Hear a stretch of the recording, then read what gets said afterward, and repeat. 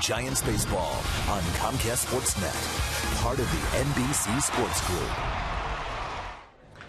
Last night, Madison Bumgarner did his best Babe Ruth impression. Bumgarner went deep for the first time in his career, and for good measure, he struck out 12 Astros. Tonight, another Giants ace takes the hill. Matt Cain is on a roll with 6 wins and 6 starts, and tonight he looks for number 7. Giants Astros next.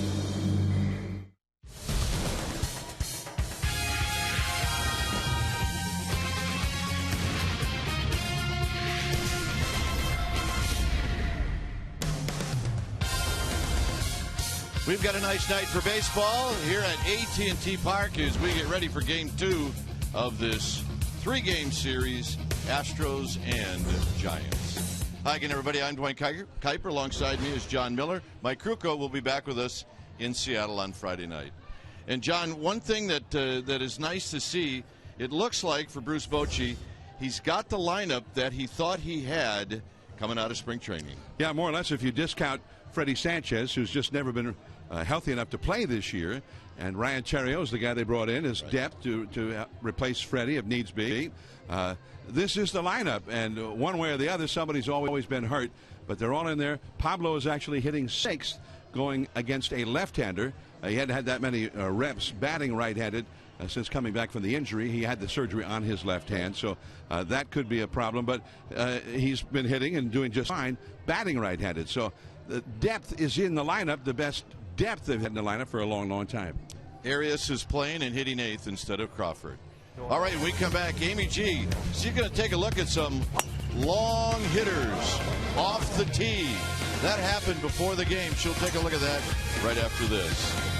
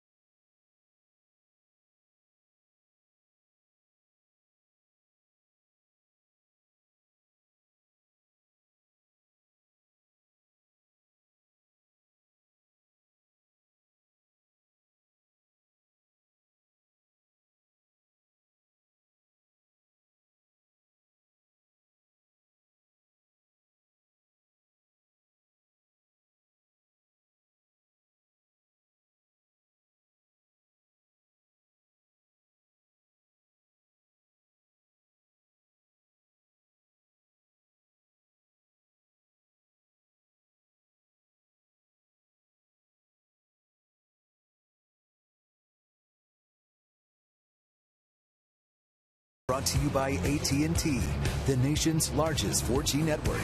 AT&T, rethink possible. By Toyota, check out the great deals at your local Toyota dealer today. And by Big O Tires, tires, service, straight talk. Big O Tires, the team you trust. Your San Francisco Giants with an impressive win last night, bookended by home runs from none other than Madison Bumgarner and Brandon Belt. The first of the season for Belt, the first career home run for Madison Bumgarner. Is it Matt Cain's turn tonight? We'll have to see. Welcome back to AT&T Park. I'm Amy Gutierrez, and as everyone knows, the U.S. Open is here this week. And earlier today, AT&T Park transformed into a driving range. Dustin Johnson, a professional golfer in the U.S. Open this week, came out, and a couple Giants decided to take a whack at it. That's Giants reliever Clay Hensley, quite a golfer. Former Giant JT Snow coming out of the woodwork to show his swing. Very, very impressive. But Dustin Johnson, he had to kind of show the guys how it was done, as he should, of course. We got a tracker on his next swing. Guys, he went 336 yards into the drink. That's how it's done. All right, so arguably the best golfer on the Giants, Matt Cain. He's starting tonight. So I asked the skipper, Bruce Bochy, did he ask permission to take that swing? And Boch said, not to me. He had to go above me. So general manager Brian Sabian gave Matt the nod, said one swing, and I'm going to turn my head. But Matt's a pretty good golfer. He can handle it. And he was warming up for tonight, of course. All right, are you wondering who the best golfer is on this Giants team? Bruce Bochy says the sleeper is Brian Wilson because he grew up playing golf as a kid. You, however, will be able to see the greatest golfers in the world all week long. We're going to bring you full team coverage of the U.S. Open from networks of NBC Sports. You've got live coverage of the event on NBC, in-depth previews and recaps on Golf Channel, and comprehensive local coverage every night of the action at the Olympic Club on Chronicle Live, Sportsnet Central, and sports reports on NBC Bay Area from Comcast Sportsnet. All right, as you saw, Matt Cain's already warmed up. He's on the hill for the Giants tonight. First pitch shortly, but first, after these messages, we're going to check in with our Sportsnet Central studios for an update. Stay with us.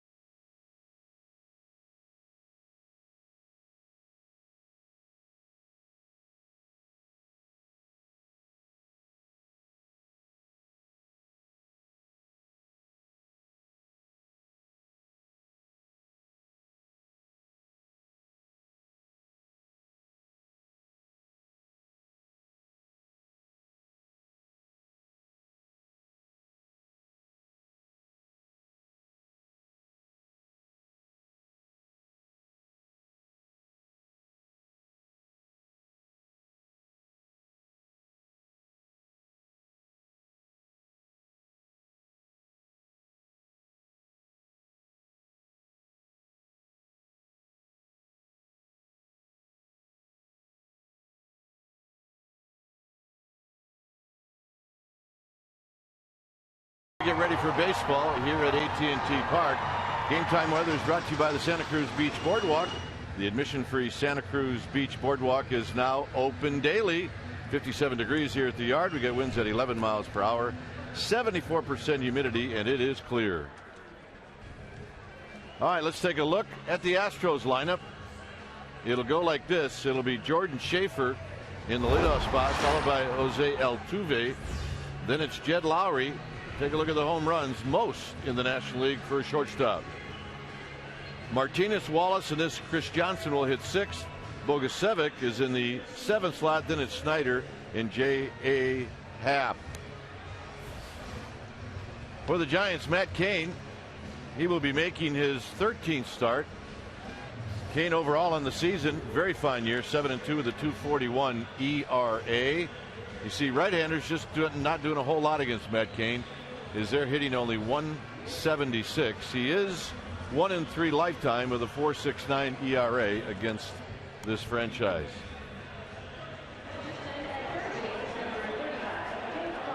Defensively behind Matt Cain,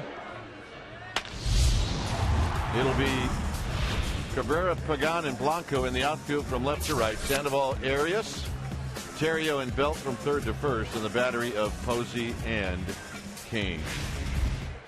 Giants won the ball game last night by a final of 6-3 as we get ready for game 2 of the series. Here's John Miller. All right, thanks, Kipe. And Jordan Schaefer hitting .246, 14 steals, tied for 7th in the league, 2 homers. Pablo Sandoval, in deference to that speed, plays him shallow at third. And the first pitch of the night is in for a called strike.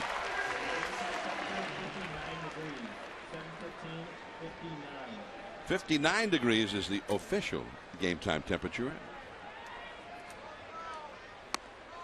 And he blew the high fastball right by him. Strike 2. The wind is blowing out toward left field as the game begins. No clouds overhead, not yet anyway. And there is sun still shining out in the gap in right center field. Off the outside and up a little bit with that fastball. 1 ball, 2 strikes. It is kind of a shock when as you see the look of the sun and the shadows. The sun shining off the hitter's backdrop into the eyes of the hitters as Cain strikes out Schaefer with the high fastball on the inside.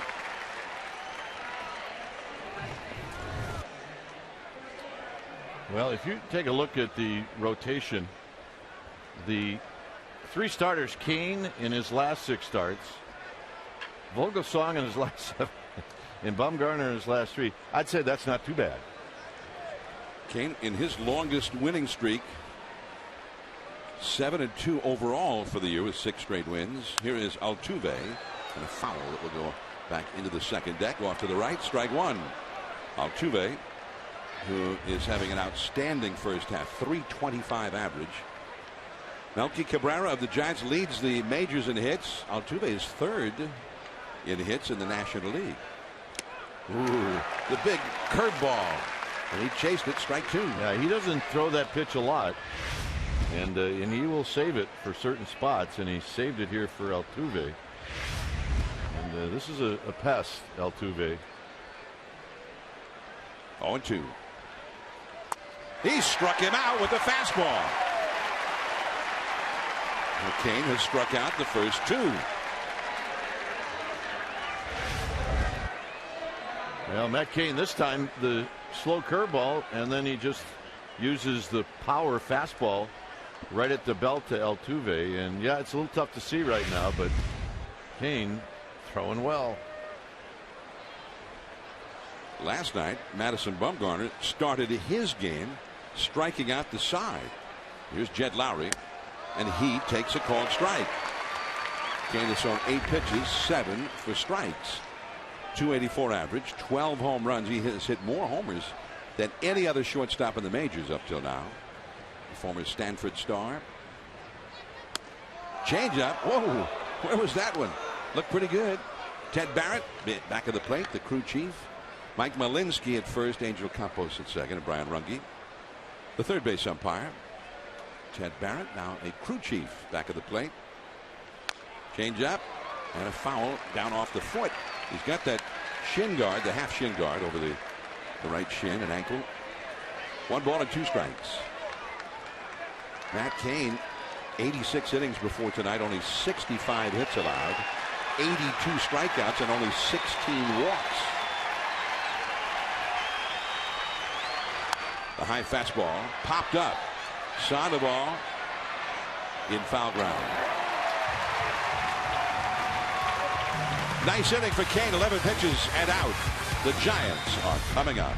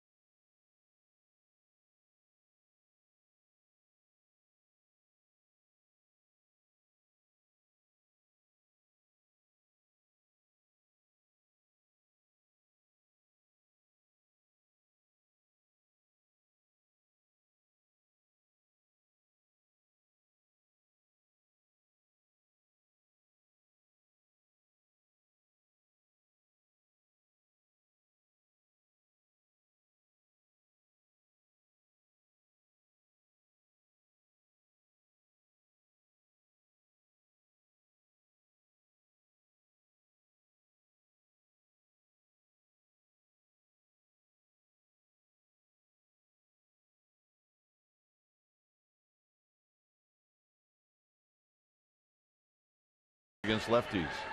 Posey the cleanup hitter, then Pagan, followed by Sandoval, Belt. Arias gets a start, and Matt Cain on the hill. There's the lefty, J.A. Happ. Remember, he came over from the Philadelphia Phillies. 4-6 with a 4.54 ERA in his career lifetime against the Giants in 2 starts. He is 0-2. He's allowed 12 hits in 12 innings and 5 earned runs, 5 walks and 9 strikeouts.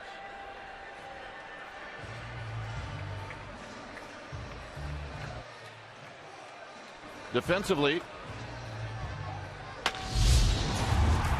behind Happ, it'll be Martinez, Schaefer, and Bogusevic, followed by Johnson, Lowry, Altuve, and Wallace from third to first, and Snyder catching Happ. John? So Happ, the former Philly, acquired by the Astros in the Roy Oswalt trade, and that looked like a strike, and it was booted by the catcher Snyder, and he didn't get the call. I believe I said J.A. It's pronounced J. Happ. Is that correct? Yeah, and it's a weird thing too, because the first name, the initials don't stand for anything. It's not James Andrew Happ. His first name is literally J.A. and he pronounces it J. That ball is backing out of play. 1 ball and 2 strikes. Happ, and he was a guy who pitched really well for the Phillies when they really had their big year and went to the World Series, and then he got traded to the Astros, and he has never been close to being that same pitcher again. A ball and 2 strikes to, or rather 2 balls, 2 strikes to Gregor Blanco, hitting .276. All right, John, come on. Is that for real or is that fake? Dun, dun, dun, dun, dun.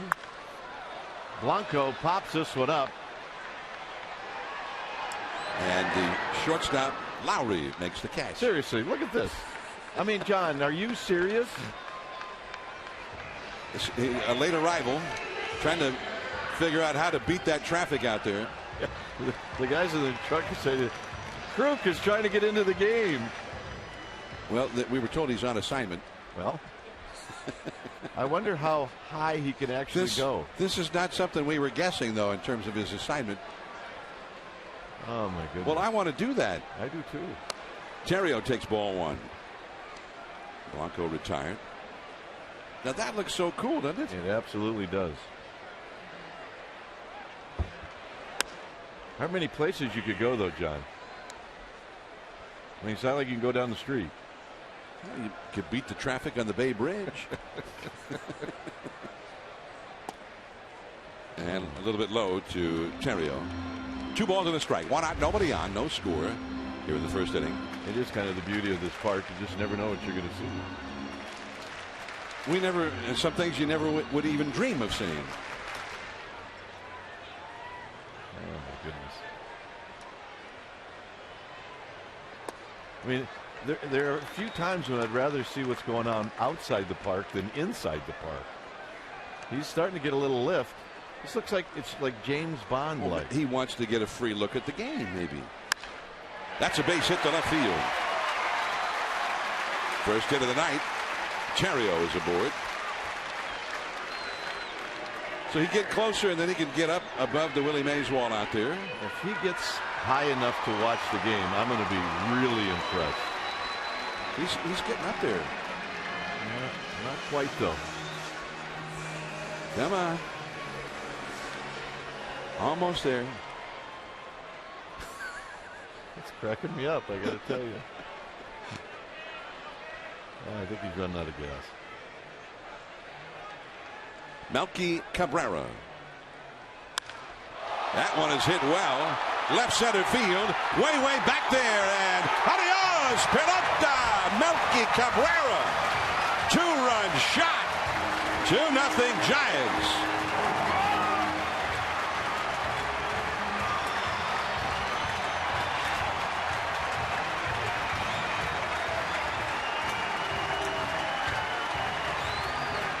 Melky hit a couple of bloop singles last night.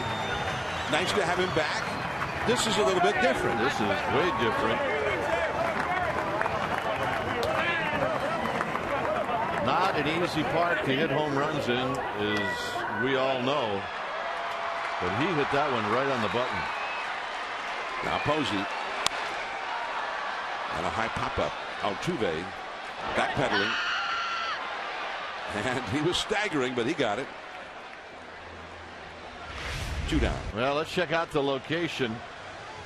And Happ threw that away from the target. It was meant to be a bit away, and it came in. It cut right in to the hit me zone for Melky Cabrera, and that is number 5 on the year for the Milkman. Our Exmo is brought to you by your local Toyota dealer. Nice extension. And Cabrera, not a home run hitter, looked like one right there. That was a big fly. That was a big one. Over the 382 marker and left center and well up into the bleachers. Pagod back in there. It's a strike, a real pitcher's strike there, up and away. Melky had never had a hit against Happ. It only faced him 4 other times, and nothing impressive. That one bounces in front of home plate. A ball and a strike. In his other plate appearances, he had a sacrifice bunt, a pop out, a fly ball out, and a ground out. And now tonight, boom, tape measure, big fly. I mean, that had to be 400, what, 410, 420 feet? Right in that area. Ball and 2 strikes now to Pagan. The picturesque scene. Oh, there's our man right out here. Yeah, there he is. Yeah. Still looking to have a look at this game. He missed the home run, I'm pretty sure. He heard the roar of the crowd. Although maybe he doesn't hear that much out there. But that his apparatus may have a lot of its own ambient noise. It is really pretty cool to watch.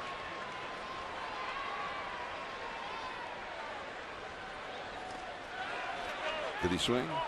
Yeah, as the ball rolls away, Mike Malinsky says he swung, and that's just a bad rule. And I think a bad ruling, whether he swung at it or not, you have to tell him now. Yep. Not while the ball's rolling away and you're still standing there.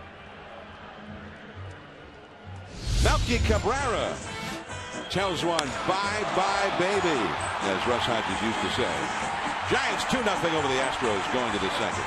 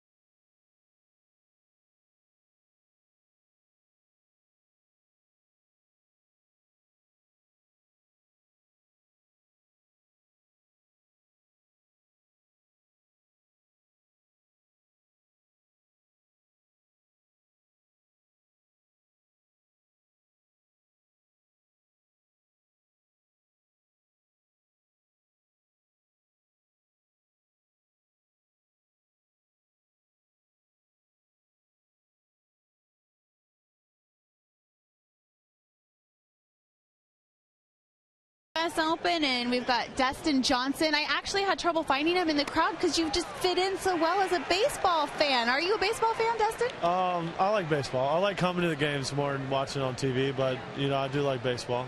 And they gave me all this nice gear, so it's perfect. Aren't they nice here? They are nice. All right, we got to talk about the first pitch.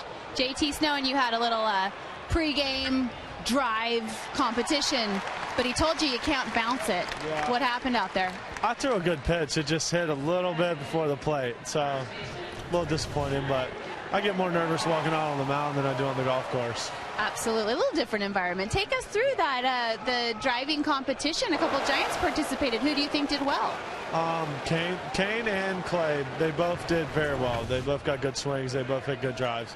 Yeah, I think Kane got one like 310, so that was pretty good. Yeah. You'd pick him maybe in a scramble competition? Yeah, I would play with him at AT&T. You've had some practice sessions at the Olympic Club. Tomorrow is the big day. Do you still get nervous before a major?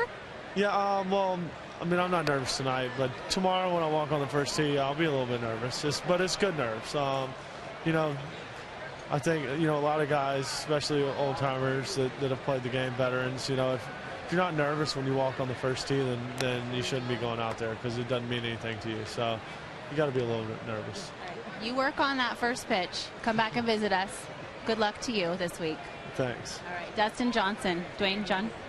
All right. Thanks, Amy G. And thanks to Dustin Johnson. Good luck to him. Brett Wallace, the hitter, after J.D. Martinez hit a fly ball to fairly deep center for out number 1. Brett Wallace with a count of 3 balls and 1 strike facing Kane. Big, strong left-handed hitter with power. 2-0. The Giants on top here in the second. And that's back to the screen. High fastball. Well, he's got a powerful swing. He's got a good build for a power hitter. Not too tall, just compact enough where you can get some strength. Considered a great prospect for a long time, but he has never had much success at the big league level. 3-2 the count, and he struck him out with a changeup, and that was a beauty. Yeah, that's the beauty of what Matt Cain has been able to do, is use that changeup in fastball counts. And you're sitting on a 3-2 fastball and you see this come in, and when it leaves his hand you're thinking that's a fastball, and by the time you swing you realize it's not. That's a foul down the right field line. Well back out of play. Chris Johnson, powerful right-handed batter. By the way, we just a few moments ago we heard the whistle, a salute from the historic ship, the Potomac, which is in McCovey Cove. Now there it is. Beautiful historic vessel.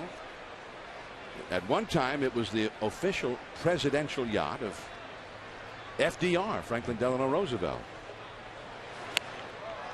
And it's 1-2 now to Chris Johnson, and it's permanently moored now over at Jack London Square in Oakland, and got an outstanding crew that keeps it up, and you can hire it for bay cruises and that sort of thing, business functions. Here comes Arias. Very nicely done. Some people like to come to the game on the historic vessel. Some like to have it sort of a more modern way of getting here. Unbelievable.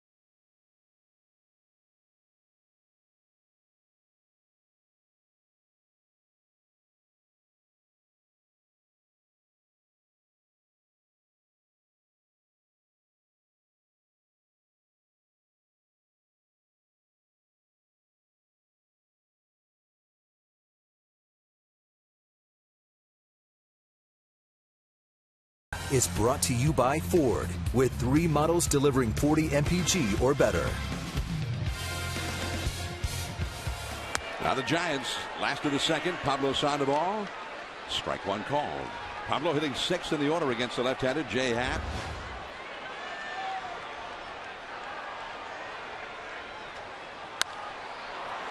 Along the right field line. That's a fair ball. He's going to hold with a single as Bogusevic retrieves it.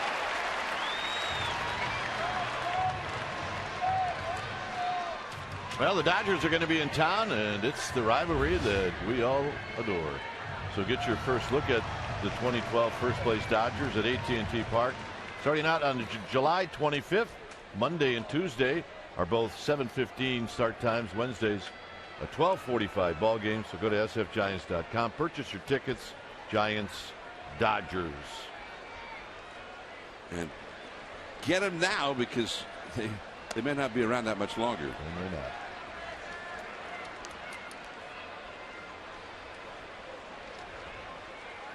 Pablo, by the way, with his 2nd hit since coming back from the disabled list. He's 2 for 12 now. As Brandon Belt fouls one. 1 ball, 1 strike to Belt, who hit his first home run of the year last night. And Belt, according to Bruce Bochy, he's going to be in there for a while now. Brett Pill, the right-handed hitting first baseman, back in the minor leagues.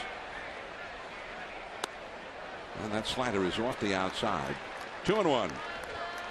Belt still working on that new stance, which he adapted when the Giants run that trip to Milwaukee and Miami. Feet a little wider apart. Fastball up and away. 3-1. Well, maybe I'm looking at the wrong things, but what I see out of Belt right now is orange shoelaces. There they are. Wow. Well, let's see how he does with them. In case he gets lost and walks out of the house, you'll be able to find him. Deep center. Way back there. Still going. It's gone. A home run for Brandon Belt. And that's 2 in a row. 2 homers in his last 2 at-bats.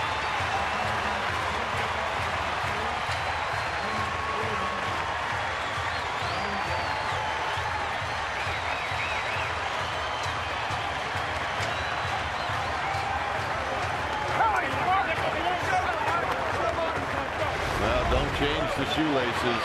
Absolutely not. Good extension. Kind of a compact swing for a tall, rangy guy. And I think Belt was the only guy in this place that thought it was gone. We're not used to seeing balls go over that wall or any wall for that matter. Out of play off the right field line by Arias. Now from our splash cam, he hit it square, and this was not one that just scraped the top of the wall either. That ball is driven toward left center. Schaefer, no! Arias will stop at second with a double.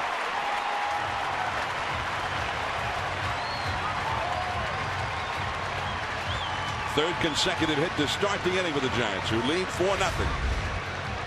Again, take a look at Belt's swing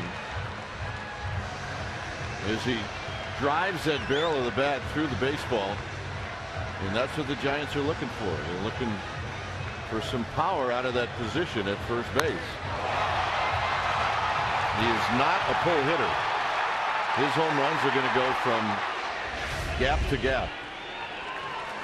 And that was very similar to his very first major league home run last year at Dodger Stadium. Hit one over the center field wall down there. So Brandon Belt, all of a sudden, hitting with power. He homered in his last at bat last night in the 8th inning.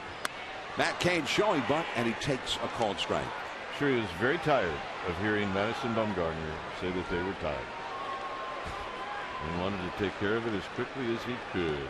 He might have been very tired of Bumgarner telling him how he was ahead of him. When Bumgarner hit his in the 3rd inning last night. It's true. Beautifully done. Third base side. That gets the runner over as Johnson throws out Kane at first. Our AT&T Uverse reverse replay last night. Belt's first home run of the year. He did pull this one. He got a pitch up from a lefty, bit of a hanger, and he bounced it into the water.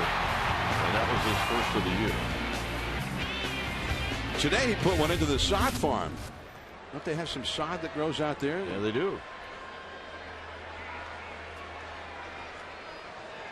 So now runner at third, one out, and Blanco to try and get Arias home. The Astros trailing the Giants 4-0. Bring the infield in. Giants have hit more sacrifice flies than any team in the National League. Off the fists, foul. Blanco has one of them. Giants with 23 sacrifice flies. And no other National League team has hit more than 19. The Boston Red Sox in the American League have hit 24. Infield in all the way around. One strike to count. Look out. That almost got the shirt. One ball, one strike. Blanco popped to short his first time. The Giants are wearing out Jay Happ here in the early going. A 2-run homer by Melky Cabrera in the first. And a 2-run homer by Brandon Belt here in the second. Followed by Arias double. He's at third now. One out. And the high curve misses. 2-1. There's a look at the defense for the Astros. Happ, by the way, the long ball has hurt him. He's now allowed 13 home runs in 70 and 2/3 innings pitched. Chase that high fastball back to the screen. 2-2, hoping to get a ball to drive. So, well, Happ's always going to get hurt in most of the pitchers in the National League Central. You're going to get some home runs hit off you just because of a lot of the ballparks that are so small in that division, including the Astros home ballpark, including that one. 2-2 the count, and 3-2. Wrigley Field can be the smallest park in the game when the wind's blowing out, and then Miller Park in Milwaukee, that's a home run hitter's park. Now Cincinnati might be the worst of them all. And Cincinnati, a home run hitter's paradise. Here comes Arias. The throw home. Safe!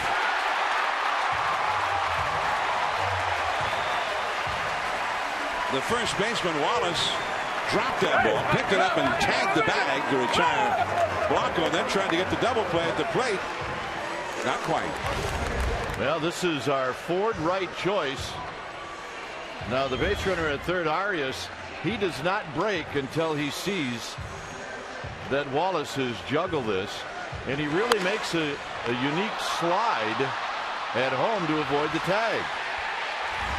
Almost slid backwards on his stomach, if that's possible, and then he grabbed it with his right arm. That's our Ford right choice. If I was just hearing you say it, I'd say that's not possible. But we saw it.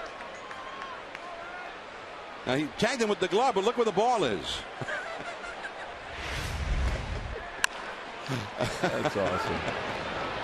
If it was the glove that was the main thing, he would have been out. Hey, in our backyard when we were a kid, you were out. I'm sorry. Well, the umpire got it right, that's for sure.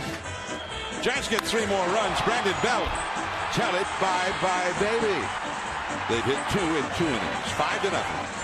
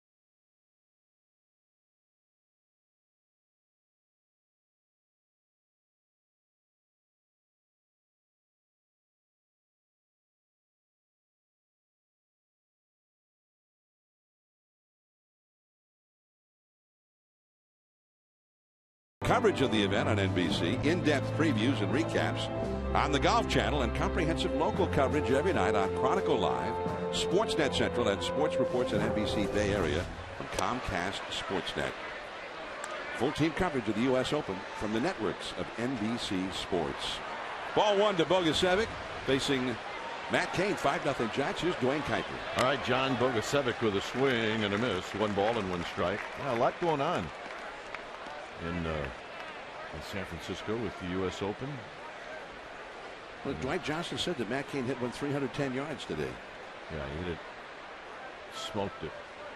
Bogusevic fouls it out of the way.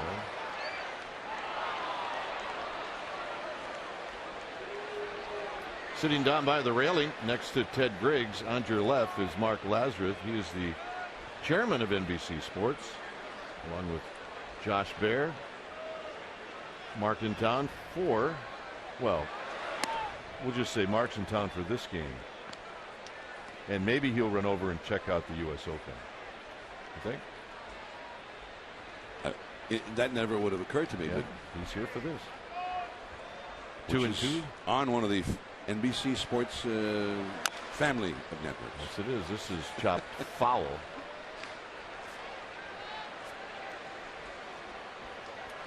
So we talked to him. He came up with Ted Griggs before the game, and he'd never been to this park before. And he was obviously mighty impressed. He really was. And who wouldn't be, right? When you come up here, especially, you get the look of the bay and the ships and the boats and the whole panorama. Bogusevic is out 4-3, and that'll bring up Chris Snyder. This is the 13th year of the ballpark. So we've been coming up here to this level where you see not just the game, but that spectacular view of the Bay Area from here. And every time is like the first time. We come up here and we just gawk like everybody else. What a spectacular sight it is. It never gets old. Snyder hitting 194 with 3 home runs, 16 driven in. Here he takes the pitch down low with the pitcher Jay Happ on deck. The Rangers have just beaten the Diamondbacks 1-0. It is rare to see a 1-0 score in Arlington. Snyder comes up empty, 1 ball and 1 strike. Joe Nathan got the save. The only run of that game scored in the 8th inning. They haven't posted it just yet on the hand-operated scoreboard here at AT&T Park. Pretty quick though. Snyder breaks his bat and rolls this foul. Oh, they posted it now. There you go. That was quick. By the way, see if you can guess who drove in the only run for Texas. Yorvit Torrealba. No, Napoli was playing, so unless Napoli was DH. Well, Napoli scored the run. Okay. Driven in by Craig Gentry. Oh, I mean, the man who looks like the greatest hitter that we've seen all year. Mr. 3000. He's now hitting 340 for the season. What, he had about 9 hits in 3 days here. He did. 1-2 pitch. And Snyder had a good rip, and he fouls it back. That was Matt Harrison, the guy who shut out the Giants last Friday. He went 7 1/3 shutout innings in that game. Now, there was a rain delay in that game, and it looks like both managers came back out after the delay and used his starters. And the delay occurred in the 4th inning. Both starters, Wade Miley for the D-backs and Harrison of the Rangers, stayed in. Snyder a good take. 2-2. Brats. We get brats. We get onions too. Yeah, you better keep those behind glass. 2-2 pitch. Oh. Strikeout number 4. Well, Matt Cain is putting the ball right where he wants it to go. Look, the target opposing right where that ball is, right on the edge. Beauty. Here's our Geico quote of the game. It comes from Mickey Mantle, and it's on golf. The only sure rule in golf is he who has the fastest cart never has to play the bad lie. Meaning that if you get to the ball first, yeah, explain that one to me. You can move it, and the slower cart won't see you. That never happens in golf, does it? No. So obviously it does then. Happ takes a strike, 1 ball and 1 strike. This guy's got to be getting tired, or it looks like he's leaving. He is. He's heading out of McCovey Cove. He's heading out into the open water. It's a one-man wolf pack. He is out of here, baby. He is gone. That's a great toy, too. We have to get one. Or 2. Yeah, make it 4. 1-2 pitch. Happ takes high, 2-2. Bruce Bochy was out on the bay today in an America's Cup boat. Said he was mighty impressed. It was an Oracle. Mike went yesterday. That's what he was doing on the special assignment. Got him. 5 strikeouts for Kane. Melky Cabrera is going to lead it off. The Milkman, all he did in the first inning was park one into the seats. So when we come back, it'll be the Milkman.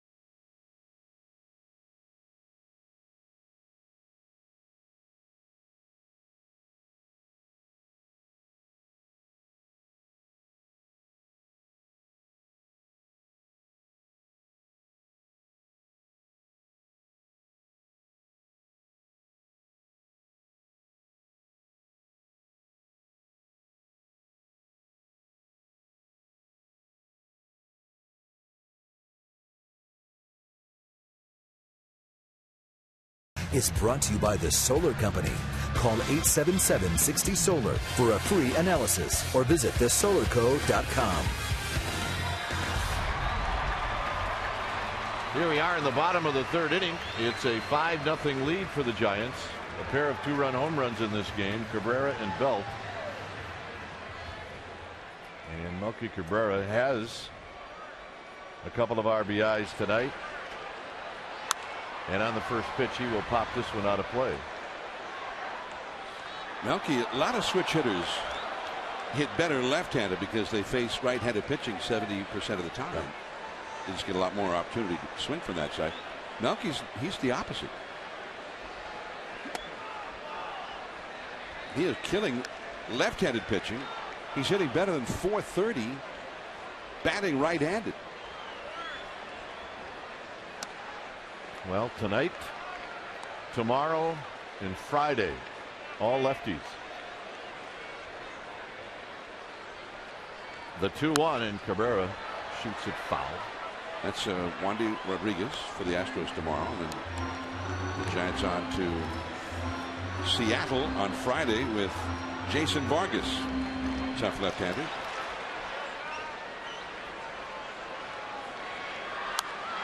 And another foul ball. Right now, Jay Happ doesn't have much that he can get by Melky Cabrera. Larry joining the party. and Mark Lazarus. I think Greg Hughes is the other gentleman that is with NBC. And Cabrera lines it into right field for a base hit. So 2 hits last night, and Melky Cabrera's got 2 hits again tonight. It's the 30th game this year in which he's had 2 hits or more multi-hit games than any other hitter in the majors. Miguel Cabrera leads the American League of the Tigers, and Jose Altuve here with the Astros is number 2 in the National League. Here's Buster Posey. Posey popped out in the first. Big swing and a foul. It's no balls and 1 strike. We saw just, was it yesterday, the day before, that the numbers for Buster Posey as far as the National League voting to start the All-Star game are very favorable for Buster Posey. The last I heard, he was ahead. Yeah.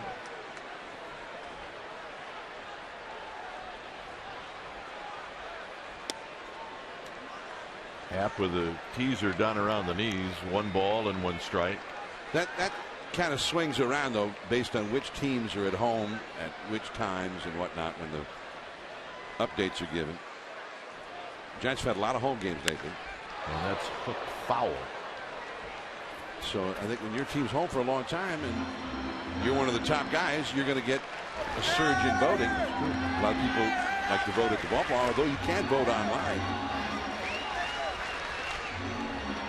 My mom, Winona up in Reading, she really enjoys baseball. Didn't grow up loving it. Right. She told me that she voted online and ended up writing in her own name. So she's hoping maybe she'll make the team. I didn't know that was possible, but she got a little confused. I would like to vote for her too now. Winona Miller, yeah. But she wanted to vote for Buster twice. She'd already voted for him under catcher. I got you. And then she saw that you could write in something. She wanted to write in his name a second time. So she believes in that the Chicago way of voting, where you can vote a number of times, correct? Apparently that's the Reading way of voting. That's where she lives. She and my dad. By the way, it's my dad's birthday today. Good. Well, happy birthday.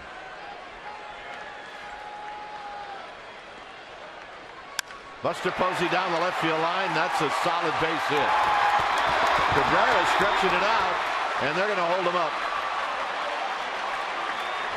Melky Cabrera, you just watch him to make sure the hamstring is okay. And a double for Buster Posey.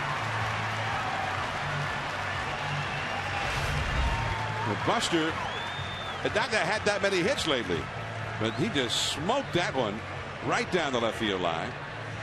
And I think Melky, he might be holding back a little bit because of that hamstring. Otherwise, I think he would have scored if he was running full out the way he had been before. Yeah, I agree. And maybe different score, different inning, different circumstances. Maybe Tim Flannery sends Melky Cabrera. Here's Pagan. Pagan unhappy in his last at bat when he got called out on a check swing that Mike Malinsky did not feel like it was a check swing. They got the infield not all the way in this time, in I guess halfway you'd call it. And it's 2-0. Pablo Sandoval on deck. Giants have put 13 hitters up and have had 7 hits. And one of the hitters laid down a sacrifice bunt. Matt Cain. That was Matt Cain. 2-0. And Pagan hits it high and fouled on the right field line. Hangar 1, made here in San Francisco, California, is providing aerial coverage from their very own blimp. It's nice to have Hangar 1 hanging with us.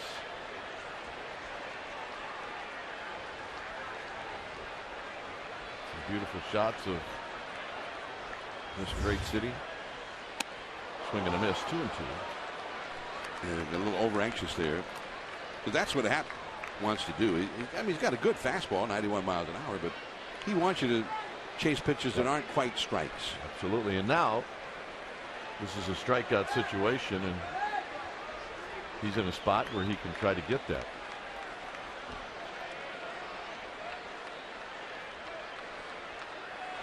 And he does. So Happ's only got 2 strikeouts, and they've both been to Pregame. And now the Panda's going to hit. Sandoval blooped the single down the right field line to open up the second. Now you've got Pablo Switcher, who's going to bat right-handed. You got a left-handed hitter on deck, but I don't know that anybody thinks Pablo is that dangerous yet right-handed. And Belt's already hit a home run over the center field wall, so they're going after Pablo. Infield in, and Sandoval chases a bad pitch, and it's 0-1. And he's done a lot of that since he came off the disabled list. He looked a little over anxious, and his timing may not be there just yet, especially right-handed.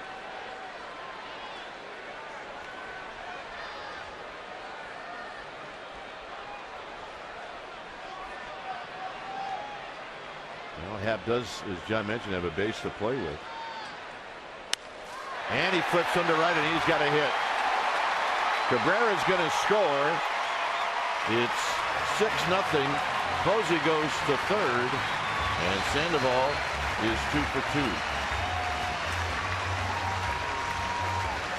I'm not even sure that was a strike. It didn't look that much different than the first one that he swung and missed at. And I think Happ was saying, well, he chased it once, maybe he'll chase it again. Here's a look. Look at that. The catcher was getting ready to play it on the bounce. Well, turns the glove facing upward. That's going to bounce into him. That's why when you see Sandoval swing at a bad pitch, you almost have to catch yourself by not getting on him too much, because he can do that. So here's Belt. Belt hit the home run to center field in the second inning.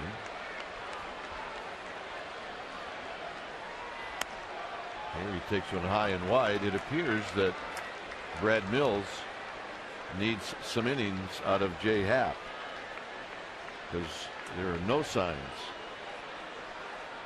that the bullpen is going to move at all. 2-0.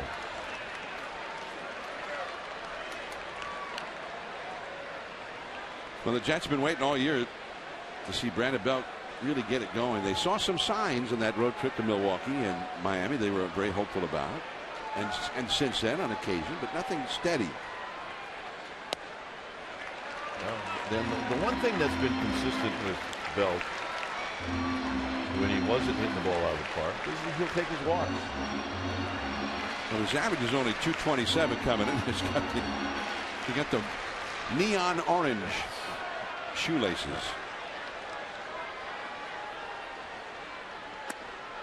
But he hit 227 at game time tonight, but his on base percentage 345.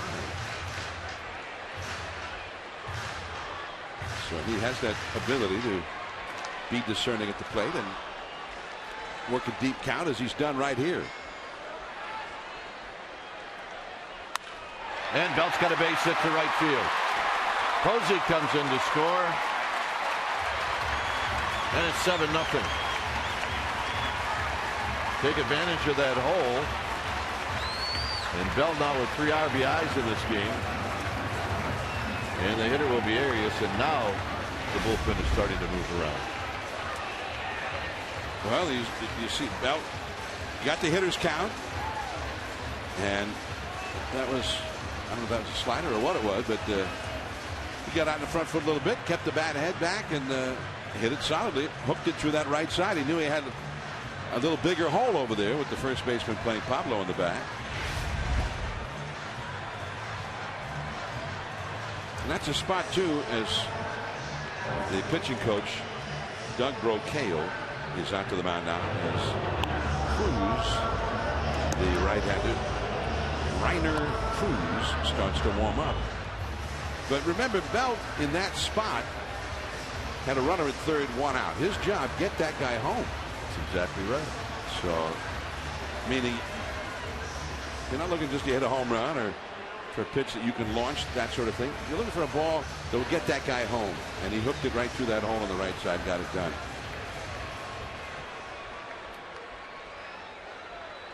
Still only one out. The strikeout by Pagan. Arias doubled into left center field in the second. And a big swing and a miss. No balls and 1 strike.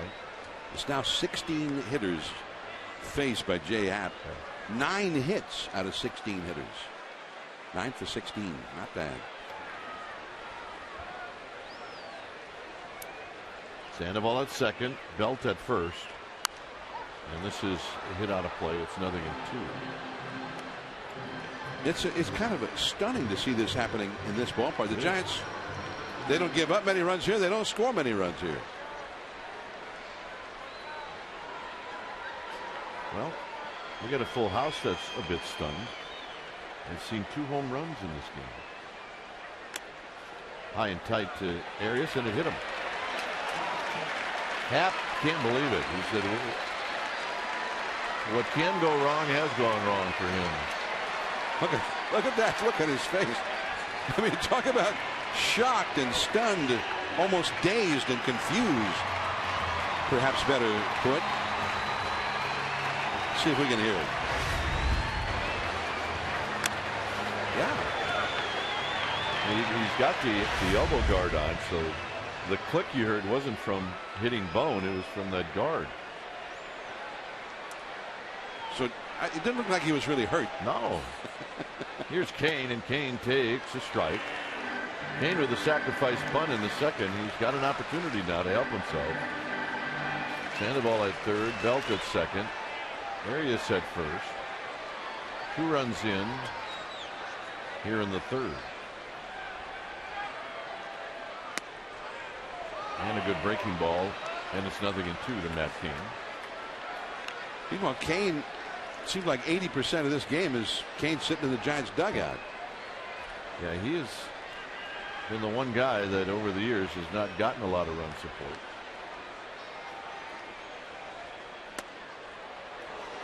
Happ wanted it. 1-2. That's probably the pitch that Matt Kane got when he was out on the mound.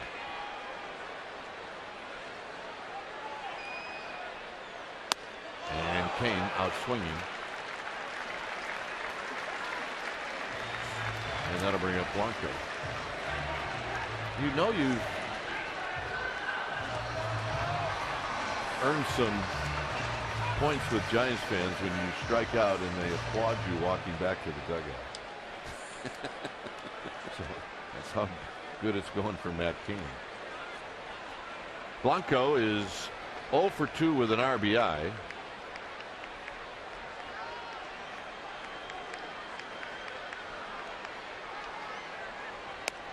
And he takes low and away. Ted Barrett, John mentioned him earlier, is the home plate umpire. Snyder goes out. You know, the Giants have had entire homestands where they've won most of the games and not had any game in that homestand where they scored this many runs, much less in the first 3 innings of the game. They've had entire homestands where they did well and never scored more than 4 runs in a game. Just within the last couple of weeks. Last time they had at least this many runs was when Oakland was here. May the 18th, they had 8. And Blanco had a rip, and he fouls it straight back.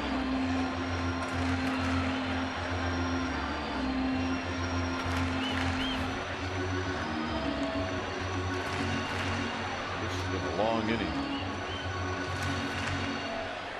33 pitches in just this inning. Nightmare for J. Happ.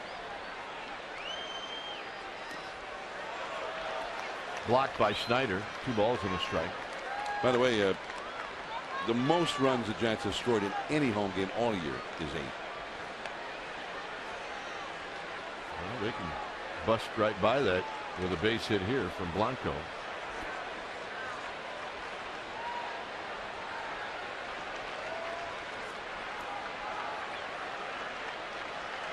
So it's 2 balls and a strike. And Blanco got a piece. It's 2-2. Half went with the high fastball. Here's Ryan Theriot, who singled in front of Melky Cabrera's home run in the very first inning. This Astros team has really struggled on the road. They're 8-21 on the road. 2-2 to Blanco. Got him, and that'll end the inning. Giants on the board twice. After 3, it's 7-0 Giants. Dave Fleming will be in for the next 3. Giants on top.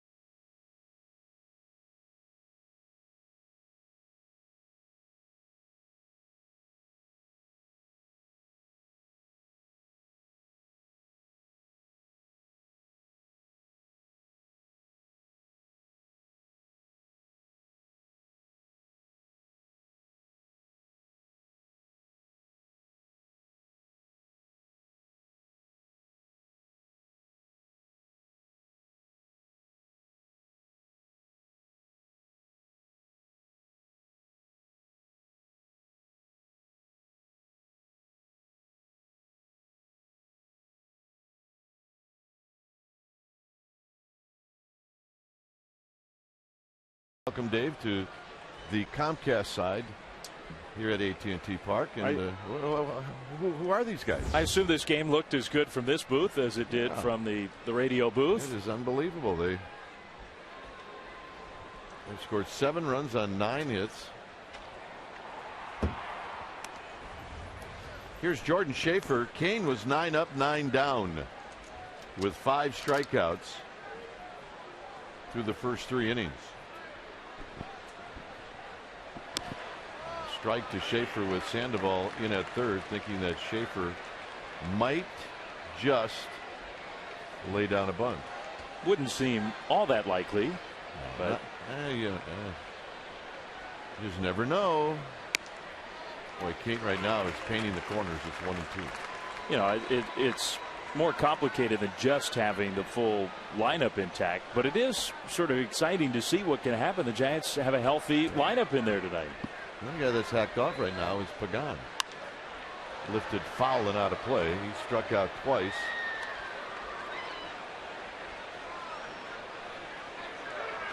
But still early for Angel Pagan. 1 and 2. Altuve to follow.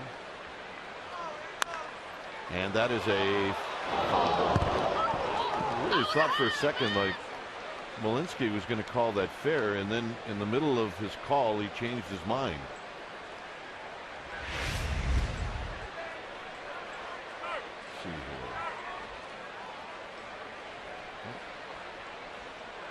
Foul, although Brad Mills is coming out. So don't you go back and look for the mark on the dirt? Well, and Mills is, you know, when it bounces before the base, the ruling is, well, where is it as it gets to first base? Is it over the bag or is it on the foul side of the bag? That's right. And it's hard for the manager. I mean, what's the manager going to argue the first base umpire, even if you think he got it blatantly wrong, he's standing right on top of it. You're in the dugout. But if the hitter has to really react, because the hitter has to have the best angle.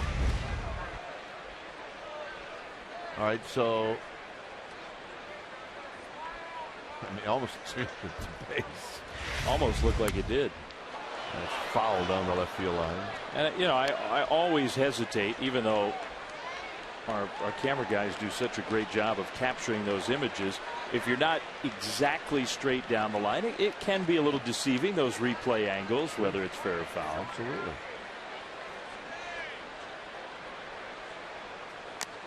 Foul back. Perfect time to have the blimp, isn't it? Oh my goodness. Makes for good viewing, that's for sure. I think there'll be a blimp hanging around above the Olympic Club. I believe they may mix in a few golf shots on the telecast, but it could be majority blimp shots. Oh goodness. This is a rolled foul. You figure the Golden Gate Bridge and Alcatraz and the waves crashing at Ocean Beach, and then just the beauty of the Olympic Club lake course itself. I think we'll see a lot of views from above all weekend long.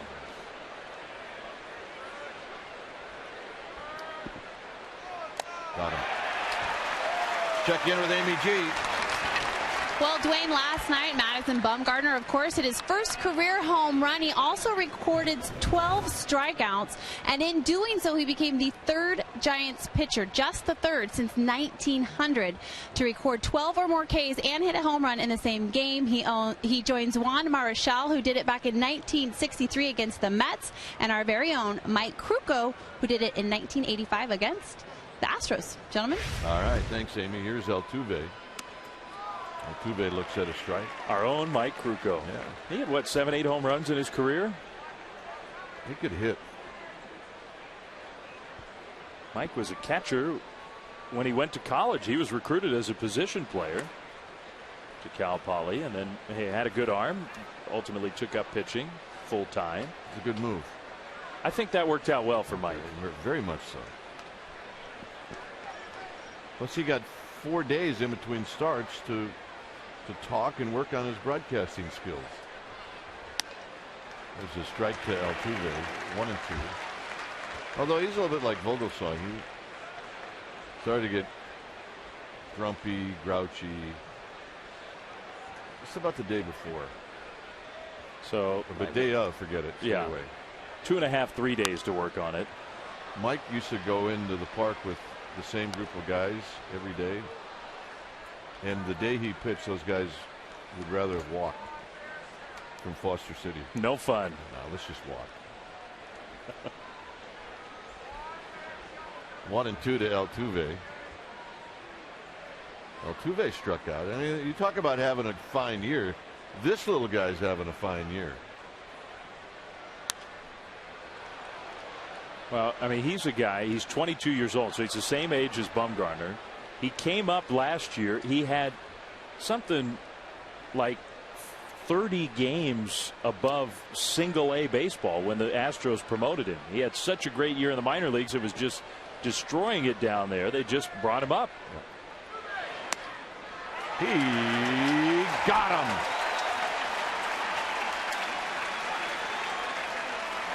And that'll bring up Lowry.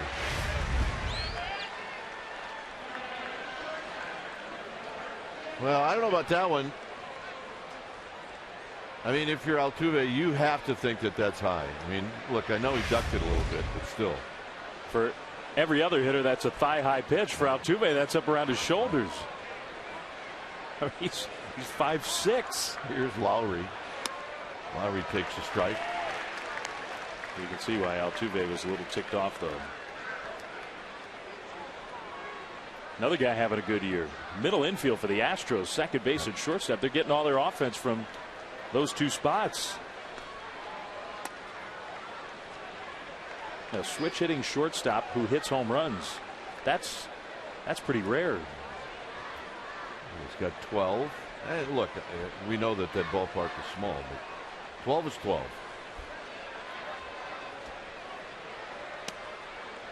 This one is down low to Jed Lowry. I mean, another great story. Jed Lowry, a kid from Oregon, so he grew up out west, knowing a lot about the Giants. Came to Stanford and was not I mean, look, he's not a huge guy. He was not a highly recruited player at all.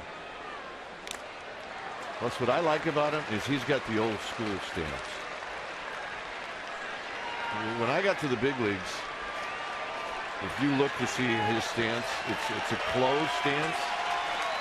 That was 70% of the batting stances were closed, like Lowry. Now more stances are open. That's old style right there. Popped out of play.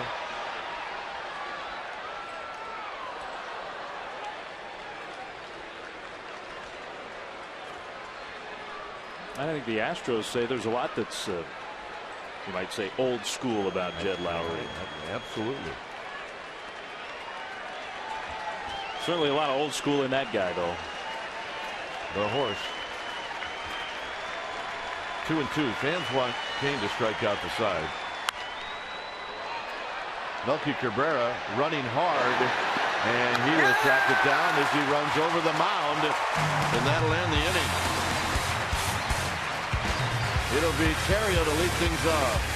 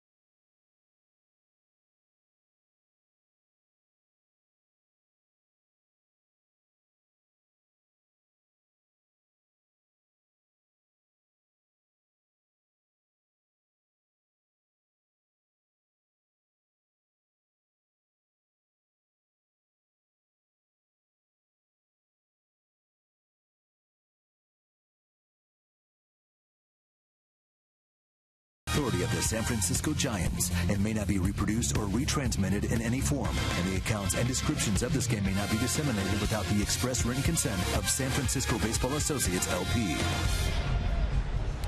All right, it's time for our trivia question tonight, brought to you by AT&T. Who was the last Giants pitcher before Bumgarner last night to hit a home run against the Astros? Of course, the Giants used to play the Astros all the time. They don't see them quite as much these days, although they play an extra series against Houston this year. The Astros will be back here right after the All-Star break. Here's Terrio, and Terrio on the first pitch hammers it into center field for his second hit.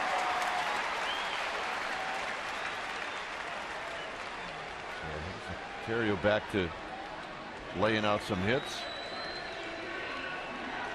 Terrio took an 0 for 5 in the game last night. Here's Cabrera, a home run and a single.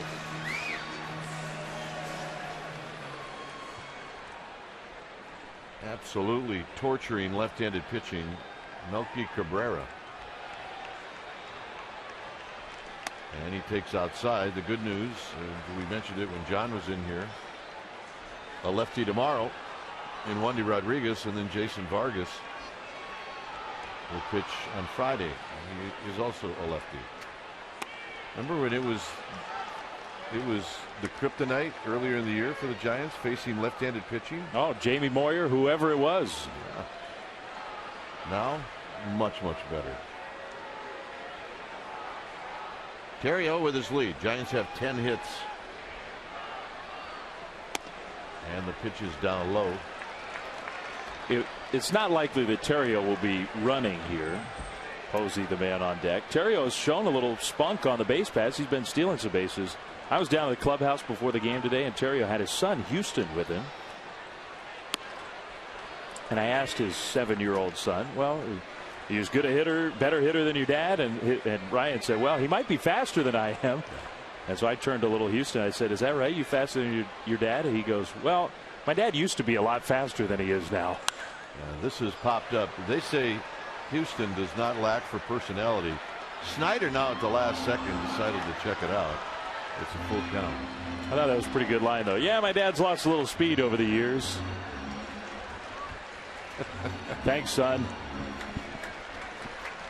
Well, once he started to play and then started to contribute, more of Terrio's personality has come out. Yeah.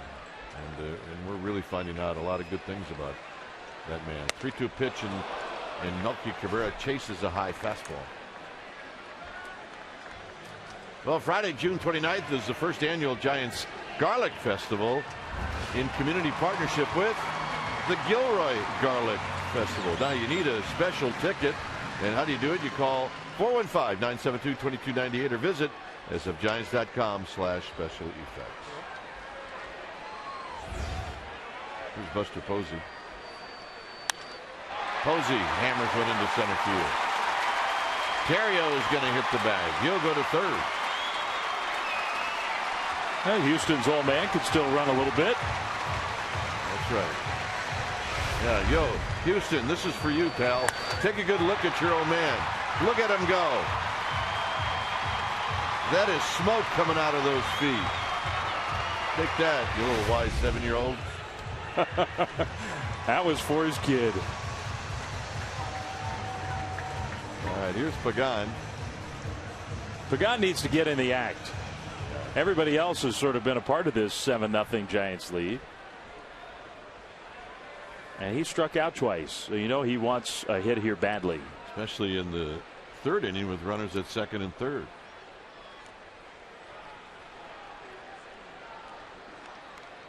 One ball and no strikes.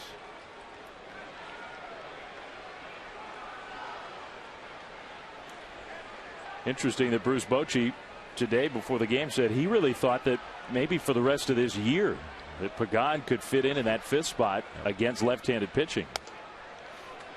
Well, it's amazing what you learn about someone that you haven't seen play a lot, and I think the Giants learned a lot about Angel Pagan. I think they knew quite a bit, but a lot of his game has been a surprise to all of us. Here he looks at a strike. It's 2-1. I mean, the point for the Giants manager, I think, was everybody just assumed, Bochy included, Sandoval's back. Well, he's the fifth place hitter. Lefties, righties, who cares? And Pagan's been impressive enough to where, especially from Pablo's now weaker side with that hand, Pagan may hit above him.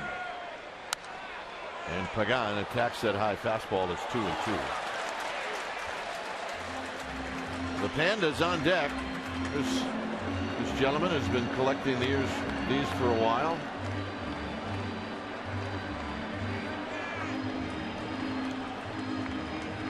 Unobstructed view he's got up there. That's a good spot. Also have to have a strong neck. A little lopsided. 2-2 pitch. Here it is. And Pagan kind of bluffed out of that one. It's 3-2. He sold that one pretty well. Man, that almost got me.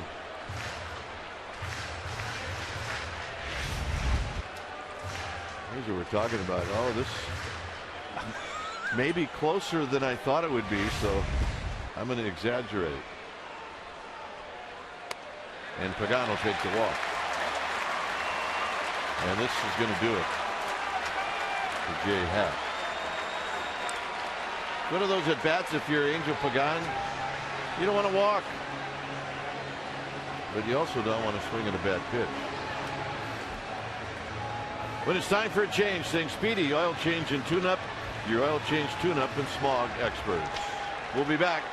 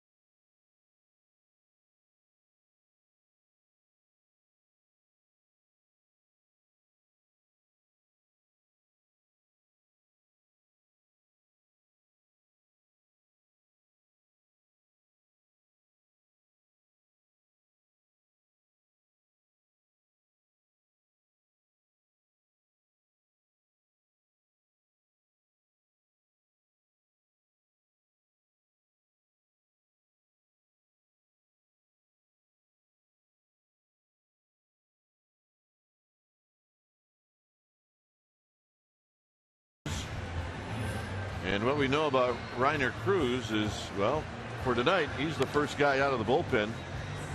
His ERA isn't very good. In 19 innings, he's allowed 15 earned runs. So he'll be facing Pablo Sandoval, and right now Sandoval hitting from his better side. And you might have seen, maybe our viewers tonight could see that final warm-up pitch. You'll see it soon. He's got kind of a funky delivery from the right side, which you would think would expose him a bit against left-handed hitters. We'll see. So here's Sandoval with 1 out and the bases loaded.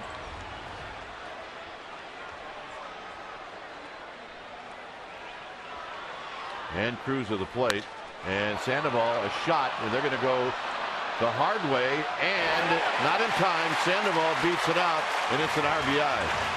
But the Astros did a lot better than I thought they were going to do, and that's even with a poor throw to Lowry. So I give Lowry credit for turning that.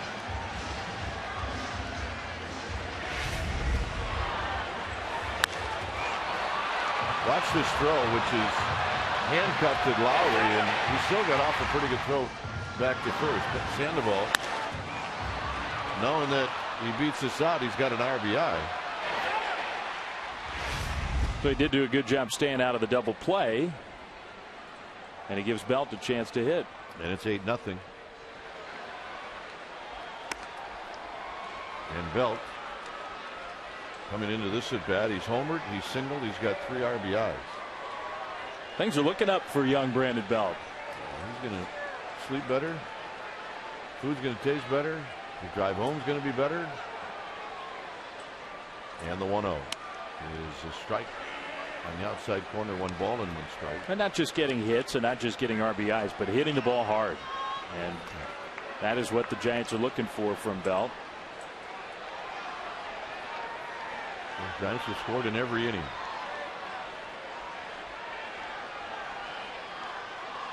Swing and a miss, 1-2.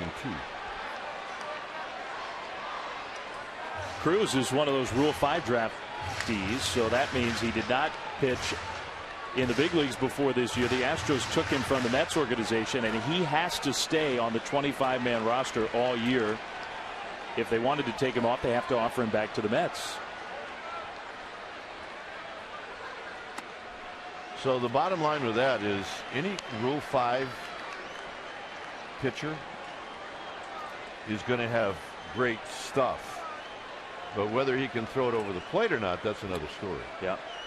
But that last pitch was at 95.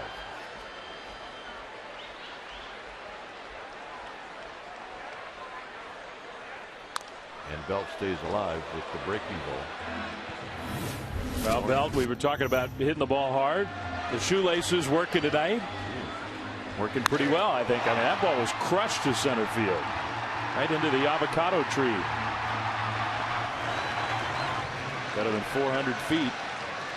Second home run in as many games and as many at bats for Brandon Belt. 2-2 to Belt. And it's wide.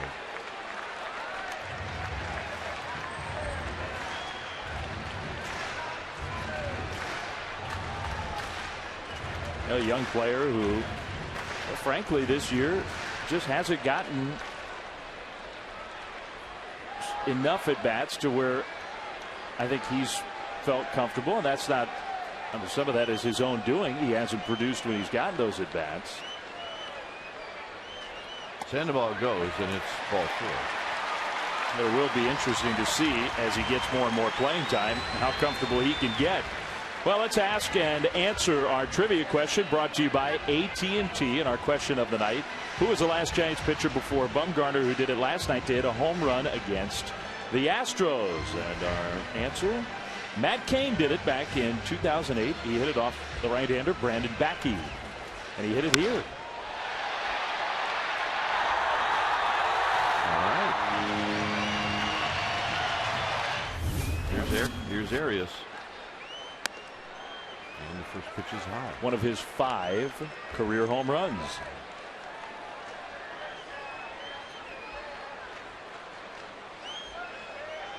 I'll tell you about just a really brief conversation that I heard today. Here's the 1-0 pitch to Arias. Swing and a miss. 1 ball and 1 strike. Our friend Dave Raymond from over the radio side of the Astros and I were talking with Ryan Theriot, and Bumgarner came up and said to Theriot, so how many home runs do you have this year? So he's feeling a little frisky. And the 1-1 to Arias. Little flip job, and it's going to be caught, and that'll end the inning. I cannot tell you what Theriot called him. Tell it to me when we go to commercial. It wasn't pretty.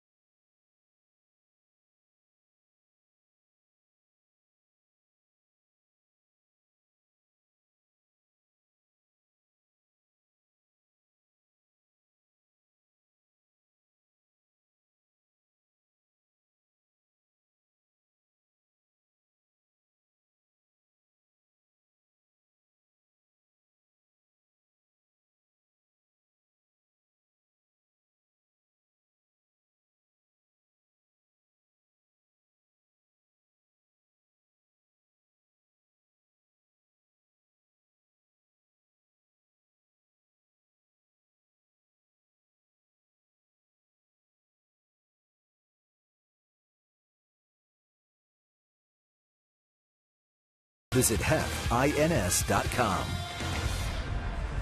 Another sellout crowd here at AT&T Park, and what are they watching? Well, they're watching the Giants beat on somebody, and they lead this one through 4 by a score of 8-0. All right, here to do the play-by-play for the next 2 innings is Dave Fleming. Dave? Yeah, you're not going anywhere, are you? I'm going to get a cup of tea. I'll be right back. Okay, don't go far. J.D. Martinez for the Astros against Matt Cain. And this has been an unbelievable night here. Cain has had to wait a long time in between each inning on the mound. And it hasn't affected his sharpness so far. Kind of hung a slider there, and Martinez ripped it foul. I say slider, that was a slower breaking ball. The curveball, just a foul ball, 1-1. I mean, the Giants have had 11 hits. They've had a hit batter. They've drawn 2 walks. They've had 13 base runners and scored 8 runs in 4 innings. Fastball right at the knees. Beauty from Cain, strike 2. Meanwhile, the Astros have not had a man reach first base. So 13 base runners for the Giants in 4 innings. And that would be 0 for Houston so far. 1-2. And a curveball. Martinez did well just to get a piece of it.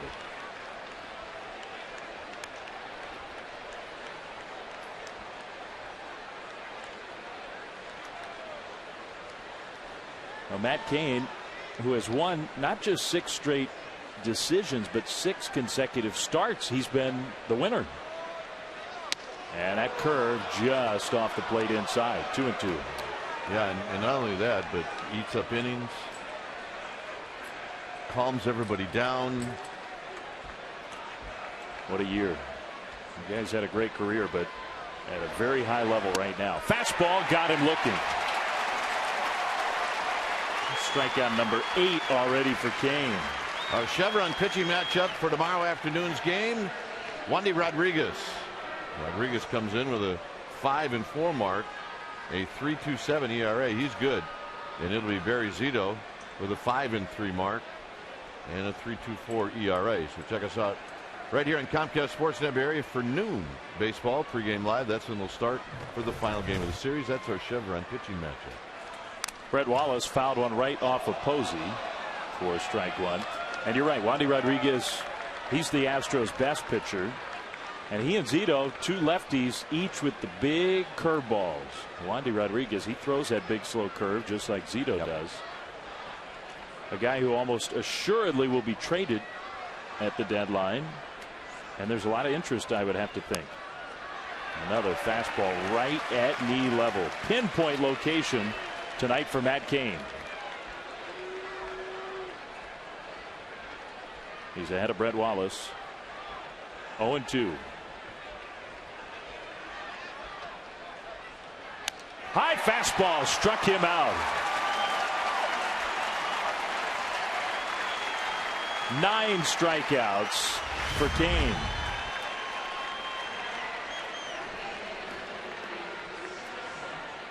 Here's the high fastball, and that's exactly where Buster Posey wanted Matt Cain to throw it.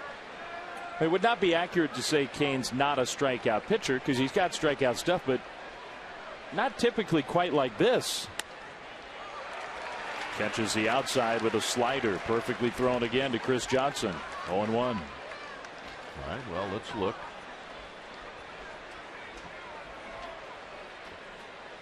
That one pulled in the dirt outside. 1-1. You know, double digits this year twice. He struck out 11 Pirates. He struck out 10 Brewers. Yeah, but consistently right around 7, 8 a game. But I think Mike likes to say he really does it. He goes for the strikeout when he needs a strikeout. Well, right now he's in a rhythm where he's got these Astros hitters off balance. He's got a good rhythm with home plate umpire Ted Barrett, and he and Buster Posey got something going on right now. Well, he's got a chance to strike out the side here with his 1-2 pitch. Posey tried to hold it to get the call. Not quite. Well, a lot of the umpires in this park thought that that last pitch was a strike, but it was not a strike.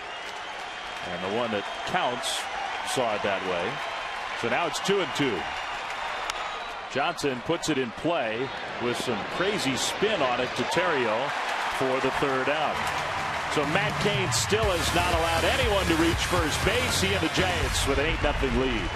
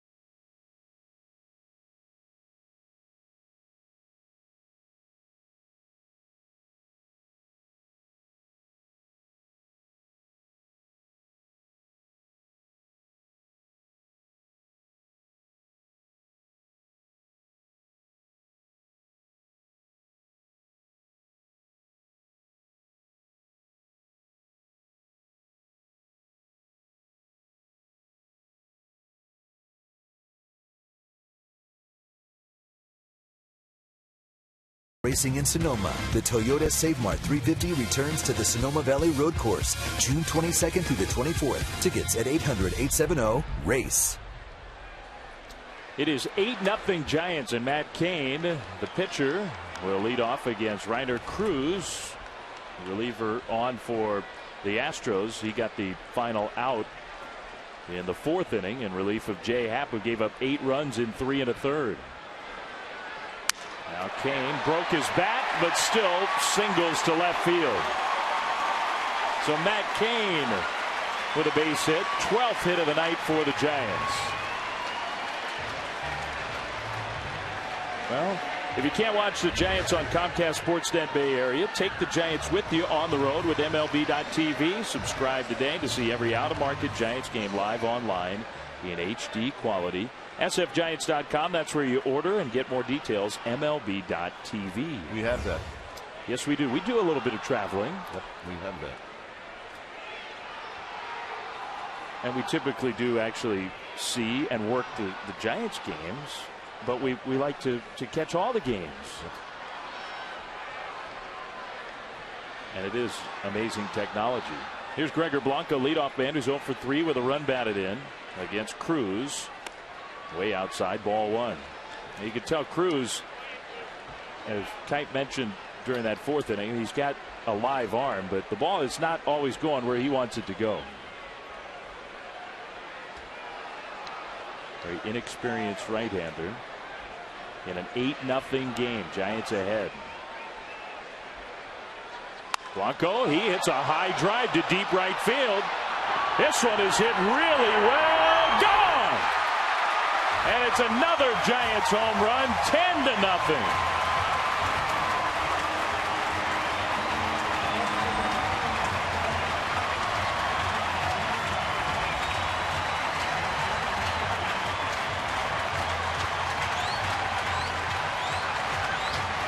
Blanco's 4th. Giants season high 10 runs. And they are pouring it on. Well, you hit it in this spot in the park, and you don't have to hit it very far. And Blanco gets it very high. And is it going to stay in the air long enough? It absolutely does. Right up onto the arcade. 10-0 Giants as Terrio takes a strike. Wow. I mean, when we watched this ballpark being built, we thought that was going to happen a lot. Over and over and over again. And it just doesn't. Well, one guy did. Everybody else, it doesn't happen that way. I'll tell you what, Gregor Blanco, though, not the biggest guy, not quite Jose Altuve, but 4 home runs. He's got pop. He does. Terrio out toward that same spot, but he'll come up a little bit short for the out. Bogusevic caught it. Terrio is 2 for 4. Well, Gregor Blanco, you figure especially here it could be tough on him, but he's got 2 of his home runs in this ballpark. Yeah, he may have the longest. Almost 460 feet. There's Melky Cabrera. Cabrera hit a long one. His first at bat of the night. Ball 1 outside. Fastball at 93. Melky's 2 for 3 with that home run, his 5th of the year. Also has a single and a run scored. Look at that batting average, 370. Outside, 2-0. So this is a Giants team that had not hit a home run since the middle of May, had gone 17 games at home, and that's at home, of course. Gone 17 games at home without hitting one out of that beautiful ballpark. And now in 2 games against the Astros, they've hit 5. Cabrera fooled by the slider there. He fouled that one off of Chris Snyder, strike 1. A couple of the home run hitters.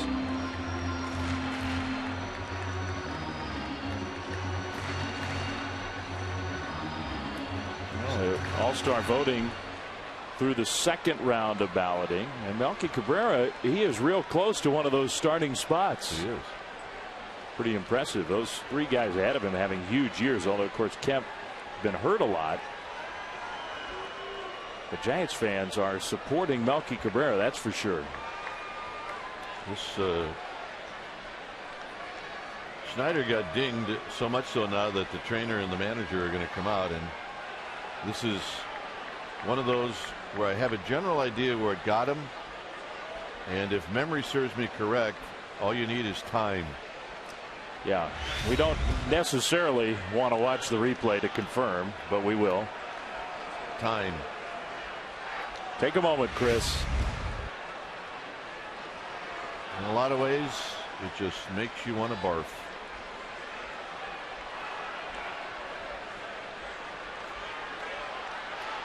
Okay. Yeah, I'm fine. Time is in. 2-1 to Melky.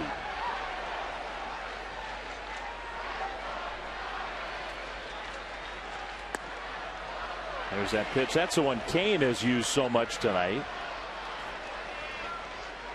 That fastball right at the knees. There's Matt Kane, who still has not allowed a base runner in 5 innings. Off the plate. Full count to Cabrera, 3-2. But the strike zone was established by Ted Barrett, I think, real early in this game, and Kane he's taken advantage of it.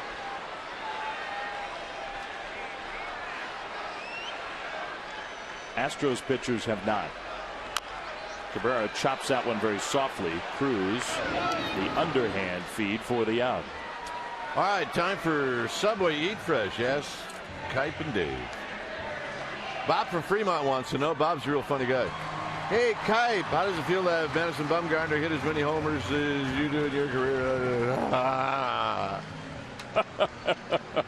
had a guy in the parking lot today. Oh. I pull up. He's got his kids, right? Cute wife, couple of kids. Hey, Dwayne, my daughter wants to ask you something. So, I go out of my way. I walk up to the fence.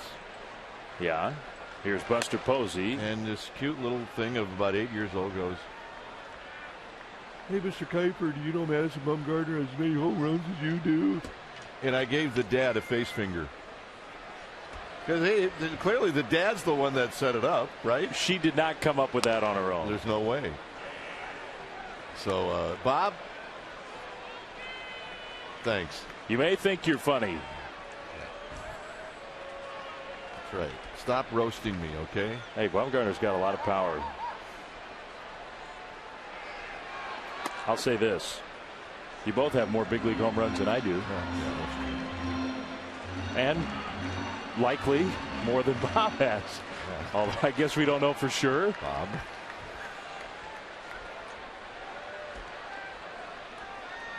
Two and one to Posey, who's got a couple of hits, single and a double. And he's got, knocked down by Wallace. He'll pick it up and throw to Cruz for the out. He got robbed of a third hit there. Hit another ball hard. 2 more, though, on the Blanco home run. 10-0 Giants.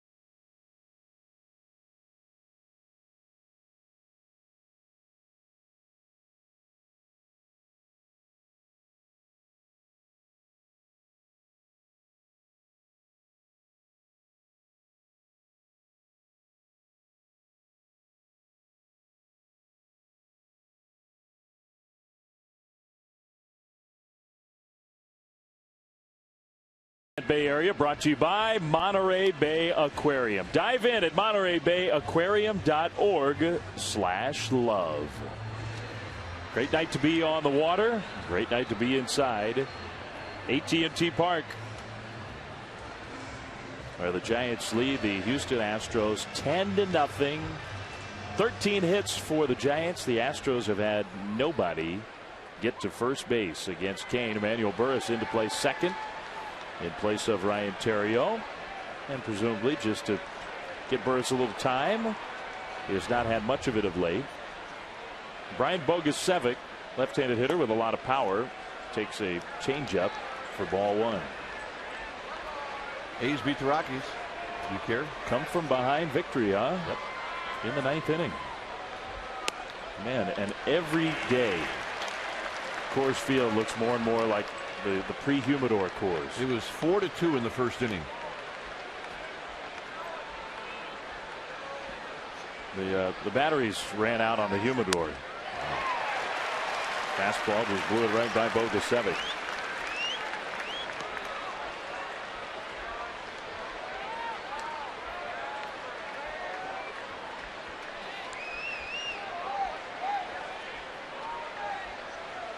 One, two. Bogusevic stays alive. Kane's got 9 strikeouts in his 5 innings of work. And working on a special night here. Matt Cain has just overpowered these Astros. Here's his 1-2. That one right there. Strike 3 called. Number 10 for Cain. All right, take a look. Let's suppose he wants it up. Instead, Kane throws it right on the inside corner. As Dave said, strikeout number 10. Aerial coverage brought to you by Hangar One, made here in California in an actual aircraft hangar. Maybe that's why they call it Hangar One. Yeah, that's a clue at least. Yeah. Help me out here. I think over. That's an angle you rarely see. Yeah, you're right about that.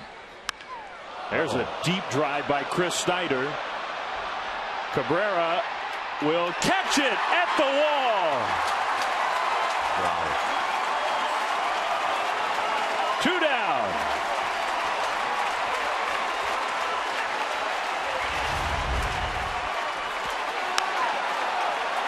Well, we all thought this was gone. Melky Cabrera got to the wall in just a little mini leap, and he puts it away. Chris Snyder's thinking, how did that happen? In our park, that's a big play. And Kane, I mean, you could tell he's into this. Giants fans are standing up here. And Kane, he was pumped. I think he was sure that one was at the least off the wall. So Kane still has not allowed a base runner. 2 down, and it's Bixler as a pinch hitter taking strike 1 with the curveball. Here's the catch again by Cabrera. You know, when it was all said and done, Melky Cabrera had everything under control. Yeah.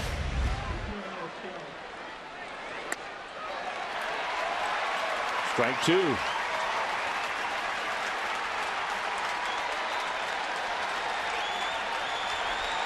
Now, Giants fans know that something special is going on here tonight. 0-2. Just high with the fastball. Trying to get into chase.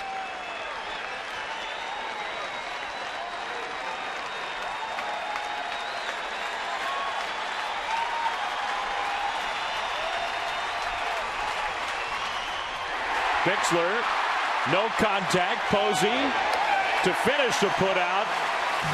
And a game that's been about the Giants offense is now about Matt Cain. 10-0.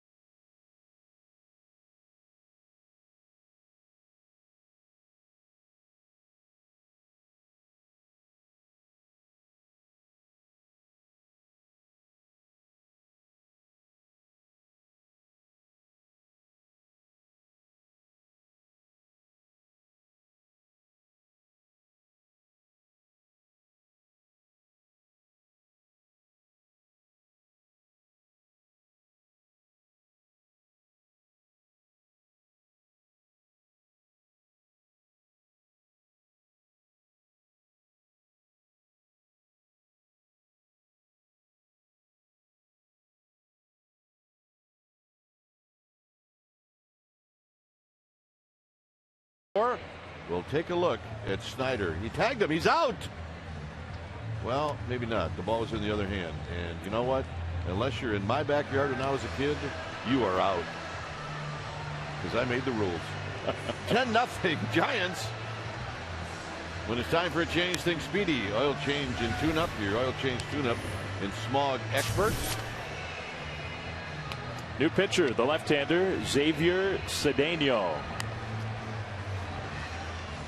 So Cedeno, third pitcher of the game for the Astros. Happ, the lefty, started. Cruz worked an inning into 2/3, and now Cedeno, who's pitched 7 times in the big leagues for the Astros this year. Part of an 8-man bullpen. The Astros use their bullpen a lot. He'll face Pagan, Sandoval, and Belt. And the Giants are, for the most part, just leaving Matt Cain alone now in the dugout. Yeah, it starts to get lonely from here on out. Right about now.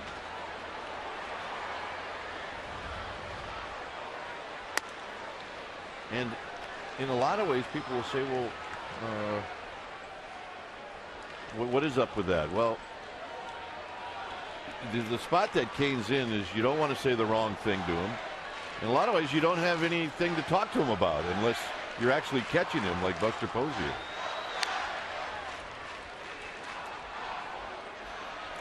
And Posey at this point probably doesn't have a whole lot he needs to offer. It's been working for Cain. 6 innings, 11 strikeouts, no base runners.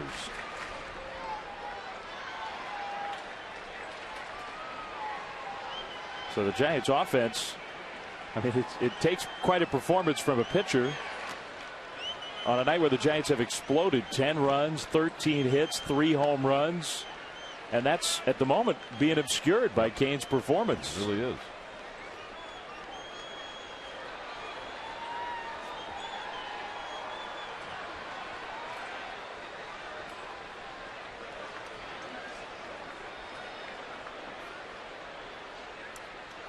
Two-one, and Pagan takes a close one for ball 3. Pagan got a couple days off. Monday, the off day. Yesterday, did not start in the Giants' 6-3 win against the Astros. Just to freshen things up. He's 0 for 2 with a walk in this one. Hits that one to right field. Bogusevic just waiting for it. Out number 1. And let's send it back down to Amy G. Amy. All right, Dave. Well, earlier today I caught up with Sergio Romo, and we have a new Romo's relief for Giants fans. It's up at csnberry.com. It's brought to you by GoPro cameras.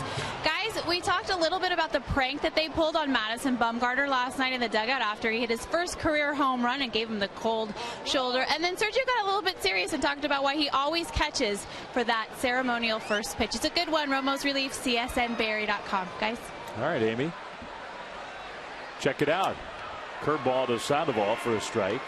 And he does. He always serves as the catcher for those ceremonial first pitches. He does a good job.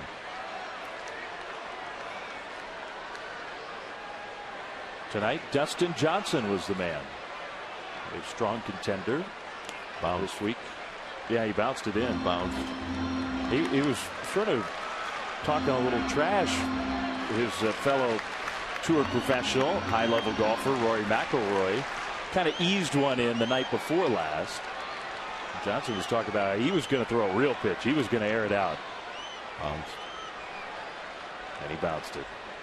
Curveball, and Sandoval pokes it down the right field line. That's a base hit. Pablo, I don't think he's seen a strike all game, and he's got his 3rd hit and a belly flop slide.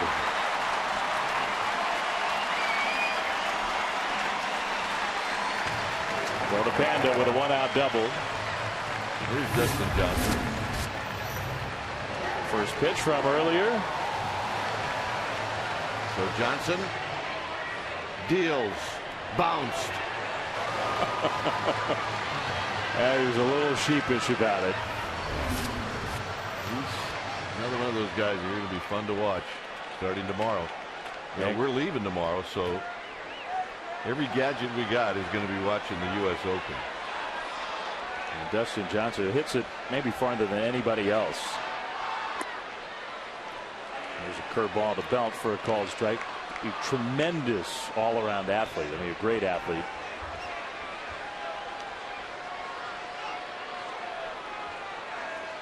And a fun guy to chat with. Belt having a big night, a walk, a single, and a home run. Been on base all 3 times. Fooled by that curveball, though. Strike 2. I asked Dustin Johnson, because I play the lake course a lot, so I know the course real well. Tell me what, in your opinion, what's the hardest hole out there? You think there are a couple holes that are going to be particularly hard? He said, well, all of them. Oh, pretty good blanket answer. Yeah. He's thinking it's going to play pretty tough.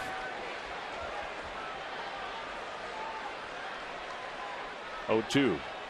Belt holds off on that curveball. Did I not read somewhere where 1 through 6 is torture? 1 through 6 is going to be torture. Although, unlike Giants style where the numbers are real low, torture means not many runs. You're going to be a lot of swings 1 through 6.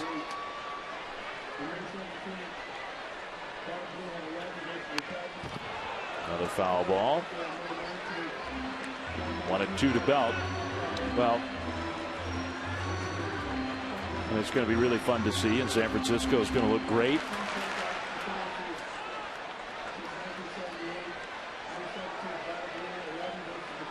And there seems to be one group that everybody's focusing on. Tomorrow, 7:30-ish a.m. Belt slashed that one, foul. Nearly fitted it in down the left field line. Still 1-2. So Tiger, Mickelson, and Bubba all going off together.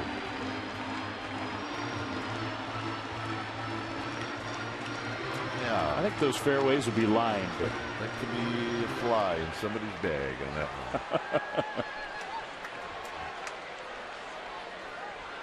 We need the blimp to look down from above. It would be fun to follow that group. Sandoval's the runner at second, and Belt strikes out swinging. That curveball got him. So Belt is retired for the first time of the game. 2 gone.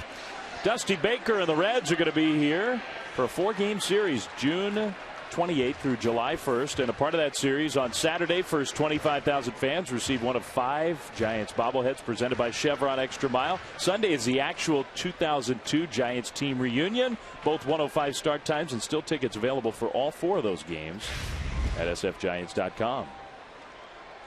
Joaquin Arias takes a strike from Cedeno. A good night for Brandon Crawford to take off. And who knows, he may get another one tomorrow, but the kid's been playing a lot. He's playing pretty well. Well, I think both Arias and Crawford are going to benefit.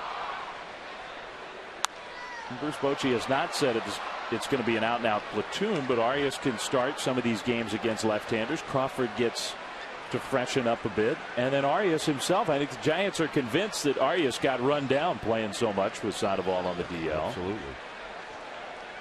Well, being run down did not affect his glove. You can tell, though, that it did start to get to him at the plate. 0-2. Fastball away. Arias' bat was looking a little sluggish. And tonight, he's had a double, scored a run, been hit by a pitch. He's been on base a couple times. He hadn't had many chances at shortstop. Nobody's had many chances tonight with Kane on the mound. But the one real chance he had, he handled flawlessly. Arias, during spring training, we were all talking about how he really profiles defensively best at second base. He's second base, but he can definitely handle second. We'll see maybe shortstop, maybe third a little bit. He has excelled at all those spots. He really has. Really played a great third base.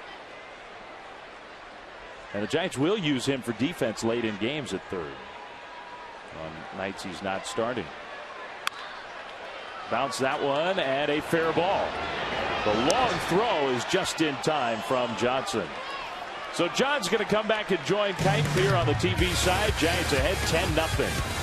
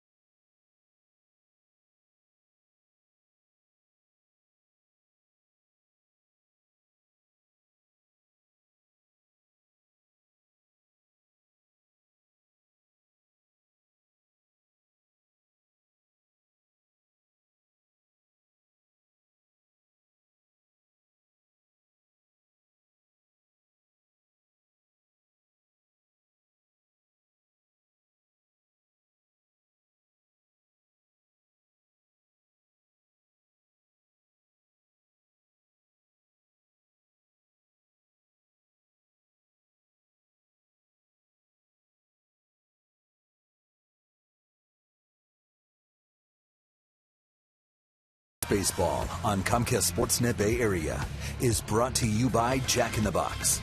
Right now at Jack in the Box, you can try the new Chipotle Chicken Club. Make it a combo with fries and a drink. Here at AT&T Park in front of a sellout crowd, it's 10-0 Giants. And the story in this game is not just 10-0. It's the Houston Astros have not had a base runner in this game through 6 innings. Crawford is now at short. Arias moves from short to third. So here's Schaefer, and Schaefer looks at a strike. 87 pitches for Matt Cain. Not one base runner in this game for the Astros. And the next pitch is wide. Schaefer has struck out twice. Cain's got 11 in the game.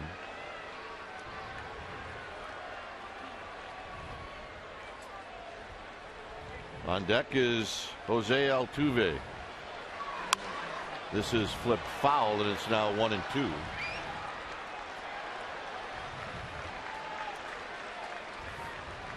John Miller is back, so welcome back, John. It's getting exciting. It is. Dave Fleming back over to the KNBR side. It's 1-2 to Schaefer. And that bounces in. It's 2-2.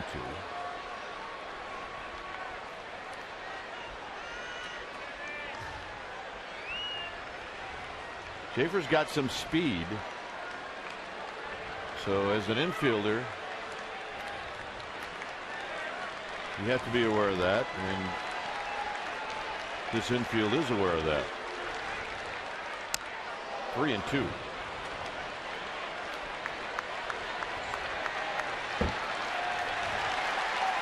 So Cain, who hasn't walked anybody, listening to that crowd.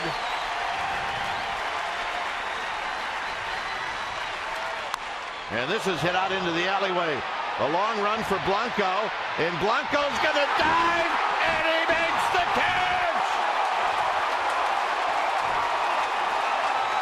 Just an unbelievable catch here in the 7th inning. This is unbelievable. Into the gap, and he was in that direction in the first place, and then at the last moment it looks like no, but he makes the desperation dive, and then he has to hold on to it as he hits the deck. Look at the concentration there, and look at that play. And Matt Cain was watching as well. Yeah. And maybe saying the same thing. Are you kidding me? And he tips his cap. Here's Altuve. Altuve has struck out twice in this game. And he takes a strike, and it's 0-1. Be hard pressed to find a better play than that one, given the situation that Cain is in right now. It's no balls and 1 strike. Out of play, 0-2. And the ballpark, in a way, had something to do with it, because there are very few ballparks where the right fielder would be playing that far off the line to begin with, which is the norm in this ballpark. And still it was a spectacular catch. There's the spot where he landed and skidded across the warning track and held on to it.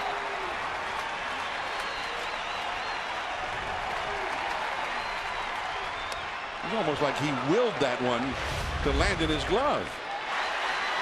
Well, it was hit in the perfect spot. It split Pagan and Blanco.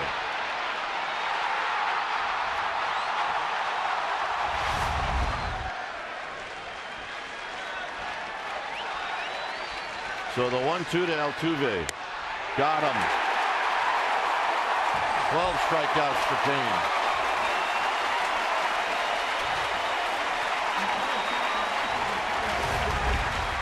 Yeah, Schaefer hit this ball in the 4th inning that some thought was fair but called foul. The way that one bounced back in the 4th inning, I think some people thought it maybe hit the bag even. Yeah. So here's Jed Lowry. Lowry is popped out twice. And he rolls this one past J.D. Martinez, and it's no balls and 1 strike. Good changeup there from Kane. He's had really everything working tonight. Fastball, changeup, curveball, slider. 12 strikeouts, by the way, equals his career record, which he set 6 years ago.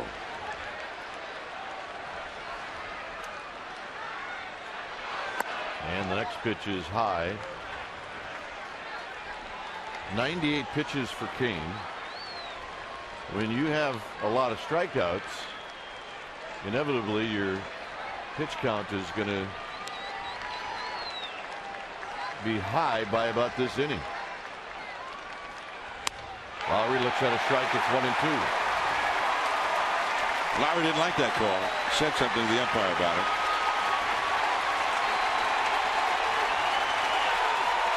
The sellout crowd at AT&T Park now standing with a 1-2 count to Jed Lowry.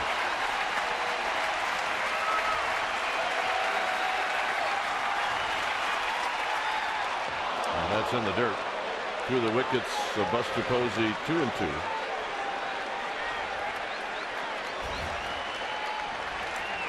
So now we're at 100 pitches, and you see the way it was distributed. 22 in the 4th inning.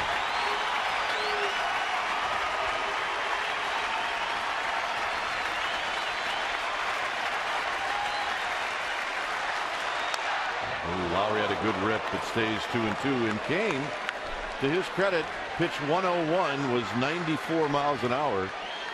So he has had that ability over the years to get just a little bit extra when he needs to. 2-2.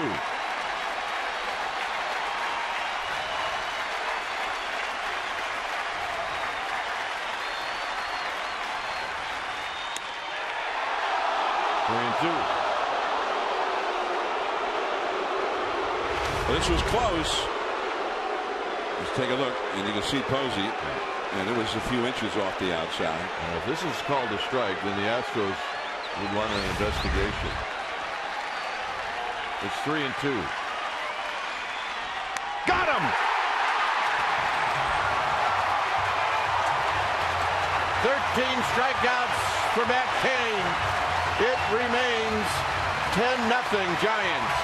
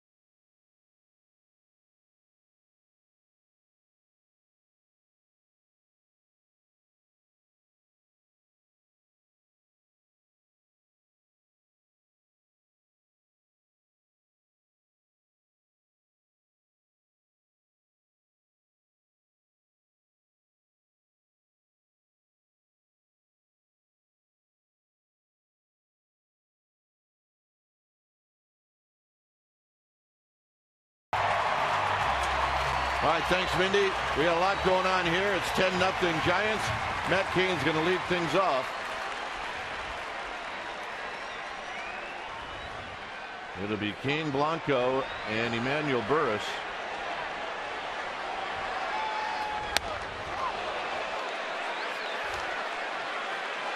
No balls in 1 strike.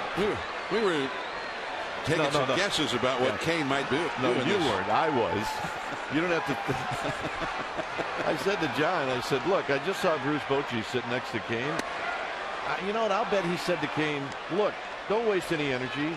Just take 3 pitches. Well, he left his shoes at home plate. He swung so hard. He wanted the big fly. Oh, my goodness. Kane bounces this one to the third baseman, Johnson. I give Kane credit. He just plays it the right way. I guess that's the only way he knows how. And he just hustled up the first base line. Like whether he might have a chance to beat that out, the whole game depended on it. He had every right to hit it and turn and walk into the dugout. Listen to the ovation Gregor Blanco is going to receive for making that great catch in the top of this inning.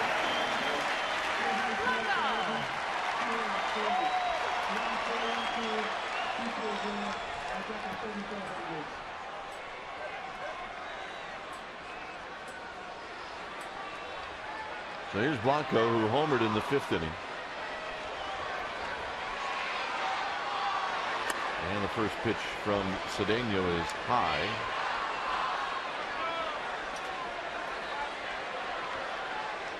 Blanco also picked up an RBI in the 2nd on a ground ball. Look out. 2 balls and no strikes. This was the catch that Blanco made on a ball hit by Jordan Schaefer. And Matt Cain said, no, there's not going to be any high fives. We're going with the hug.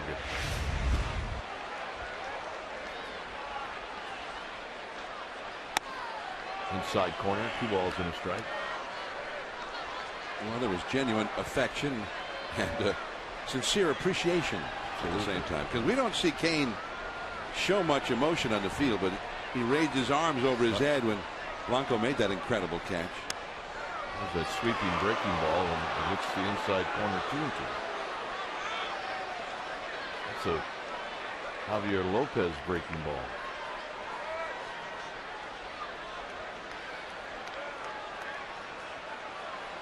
Ten runs on 14 hits for the Giants. As Blanco rolls this one foul. No runs. Nary a hit. Nary a walk. Nary a base runner for the Astros, as we are on our way to completing the 7th inning.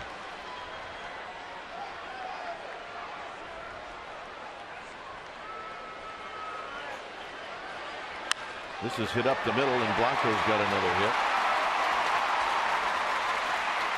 All right, let's check in with Amy G. Well, Dwayne, we always like to take a minute to recognize Giants that go above and beyond. Tonight, we take a look at Clay Hensley. He is our Giants in the Community, presented by PG&E. And the Giants and PG&E, you could say they're on the same page. Clay Hensley went to the San Francisco Public Library yesterday, read to over 120 kids, held a Q&A, signed autographs, took pictures, and then, gentlemen, he taught them how to throw a slider. Wow. All the important stuff. Yeah. Read some books and then walk out of there knowing how to throw a slider. That's a good day. We should have got over there. No. Burris, potential double play ball, 6-4-3, and that'll end the inning. We will head to the 8th inning as the tension mounts. It's 10-0 Giants.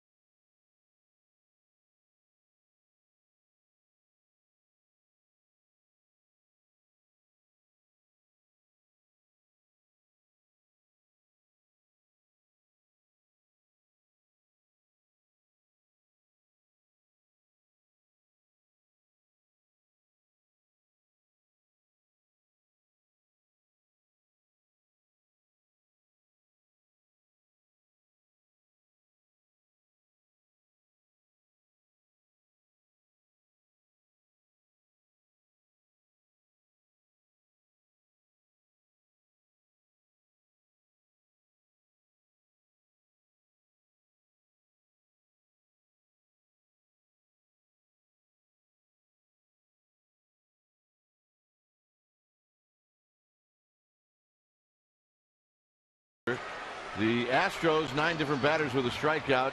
Happ only lasted 3 1/3. Giants have 3 2-run home runs in this game. Kane has not allowed a base runner. 8th inning. Here's John Miller. The cleanup hitter, J.D. Martinez, leads off. He's flied out deep to center and struck out looking. Broken back. Arias, the off-balance throw. One away.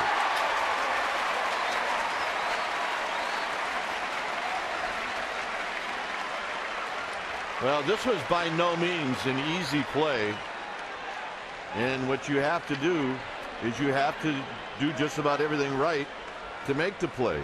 And you have to do it on the move like Arias was. So it was a good play. And that's why he's back over there right now.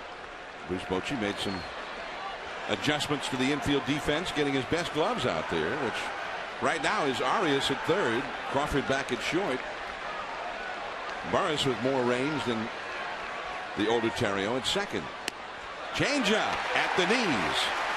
Strike one to Brett Wallace, who has struck out swinging twice. 2 of the 13 strikeouts Kane has recorded. Ooh, wow. Ball and a strike. Little cutter that I guess was just inside. I thought maybe it had caught the corner of the plate before it moved off. 1 ball, 1 strike to count. And did he swing? Yes. Third base umpire Brian Runge on appeal. 1 ball and 2 strikes. Kane with 13 strikeouts already. There you have a look. I think he clearly swung at it. Kane already with a career record for strikeouts in this game. Everybody standing. Off the outside. With a breaking ball. 2-2.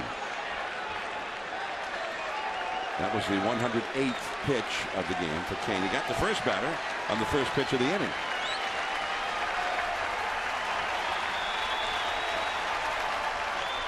In the dirt with a changeup. 3-2. Well, he's not been afraid to use the changeup 3-2. He can go a lot of ways. He might even throw a high fastball here. There's Chelsea Kane. Hard to watch. It really is.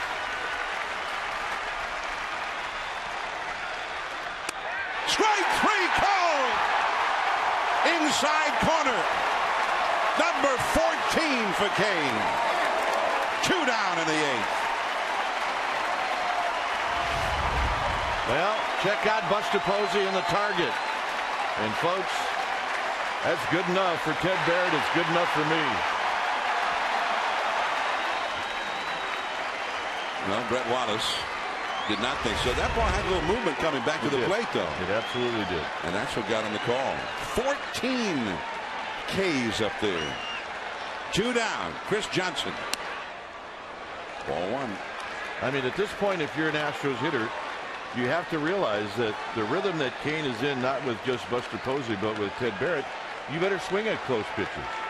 2 strikes, you better swing at anything close. That's right. 2 down, nobody on. Johnson has twice grounded out.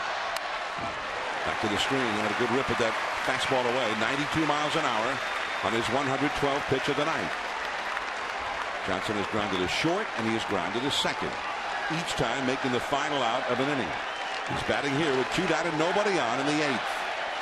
10-0 Giants. Kane has retired 23 straight hitters.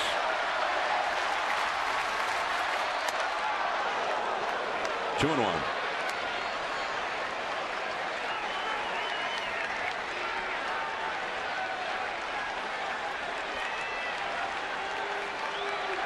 Kane was through 116 pitches in his previous start, 117 in the start before that. So this is not a particularly high pitch count for him. Over to his left, Crawford. He's got it to throw. Inning over. 8 perfect innings in the books for Matt Kane. 24 faced, 24 retired, and a huge ovation as he heads back to the dugout.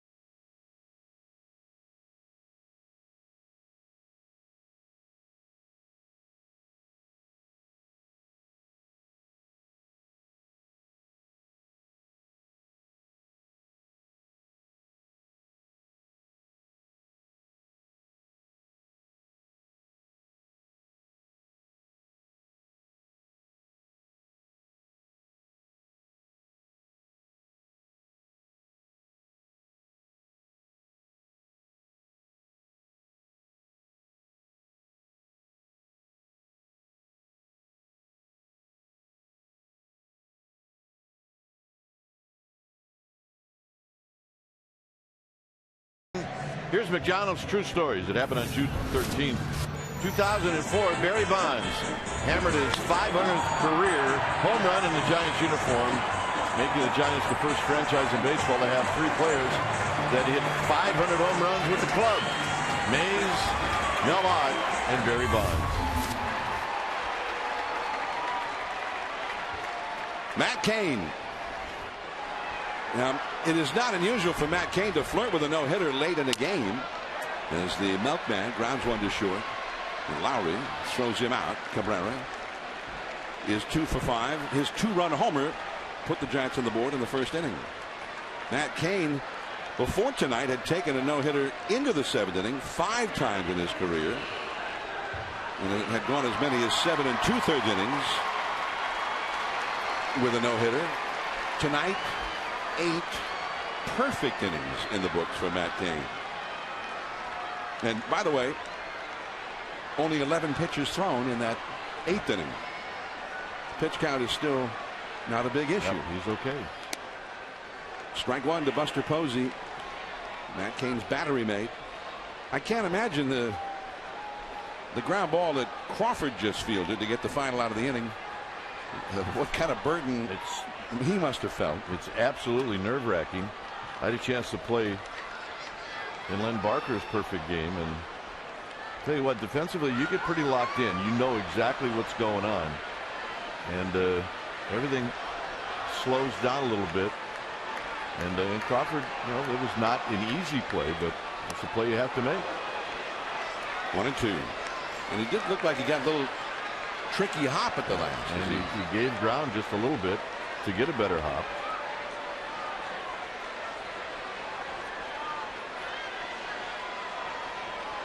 Posey tonight has had a double and a single, 2 for 4. Facing Xavier Cedeno here. Still 1 ball, 2 strikes. Angel Pagan is on deck. 10 runs, 15 hits for the Giants. Their biggest outpouring of offense in any home game this year. They had not scored more than 8 runs in any other game. Matt Cain has made all that just sort of a secondary story. They're 1-2. That foul ball bounced right over to Pagan on deck, and he grabbed it, and he hands it to a young fan in the seats right by the backstop. Cain, who has done a lot of great things in his career, and trying to go somewhere he's never gone before tonight. There's Lowry, and Posey is gone, 2 down.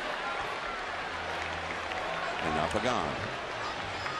You know, all of a sudden, nobody seems to care in this ballpark what the Giants are doing offensively. Okay, grounded out, so what? Let's move on. They're applauding outs right now to get Cain back out there. Well, and he's in such a groove. A quick inning maybe is not such a bad thing. I don't think it would be a bad thing at all. I mean, the last thing you want is to have him sit there for a while. Which he did early in the game. Seemed like he spent 80% of his time in the dugout the first, 3-4 innings. Giants were up for long innings over and over again while Cain was retiring the Astros post haste. Giants got 2 in the first, 3 in the second, 2 in the third, another 1 in the fourth, and 2 in the fifth. Now you see Matt Cain's night, a career record 14 strikeouts.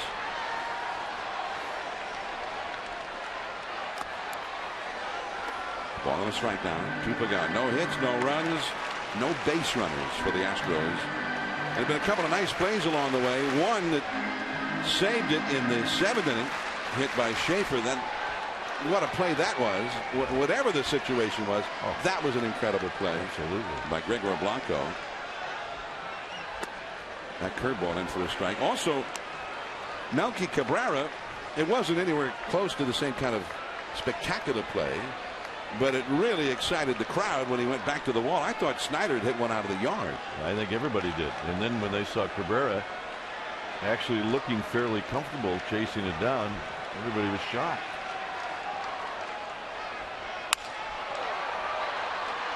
It was Lowry, and he got him. The inning is over. 3 groundouts to short. And we're going to stay right here now. Matt Cain puts his hat on. The glove. And first Posey, then Cain out of the dugout. We're going to the 9th.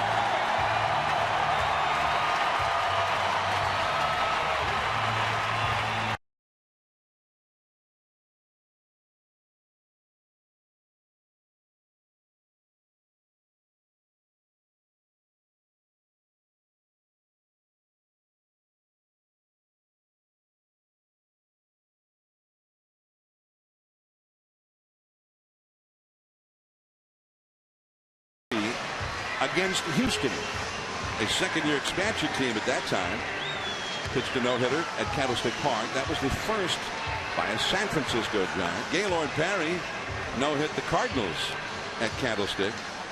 That was in that stretch where Ray Washburn then no-hit the Giants the next day. 2 no-hitters in 2 days. Ed Halicki got the Mets in '75. John the Count of Montefusco a no-hitter at Atlanta in '76, and then nobody pitched a no-hitter for the Giants for 33 years until Jonathan Sanchez no-hit the Padres 3 years ago against San Diego. And some memories of Sanchez night, and that might have been a perfect game, but there was an error late in that game. Yeah, Juan Uribe. It was almost as if Sanchez was better than perfect. He got 28 hitters out. Remember, that was the night that something was going on in Bengie Molina. It wasn't at the ballpark. Eli Whiteside did the catching. And there it was. Everett Cabrera called out on strikes. He didn't like the call. And that was it. The first no-hitter by a Giants pitcher in 33 years. Jonathan Sanchez. And now here we are, not quite 3 years later. 9th inning about to begin. And Bogusevic is going to lead things off. Bogusevic is bounced out, and he's struck out. And a swing and a foul. And it's no balls and 1 strike. 14 strikeouts for Cain. 7 swinging, 7 looking.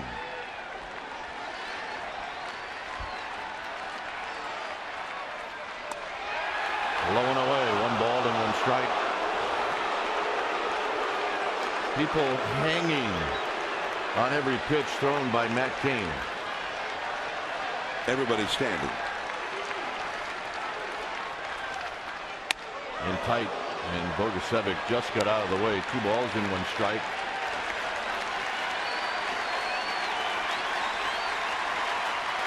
.117 pitches for Cain.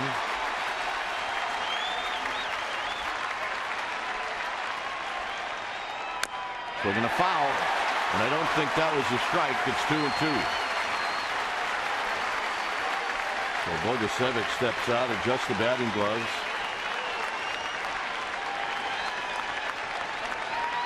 Cain, the same demeanor, no matter what. 2-2. Hit out to left field. Melky Cabrera near the line. 1 down in the 9th.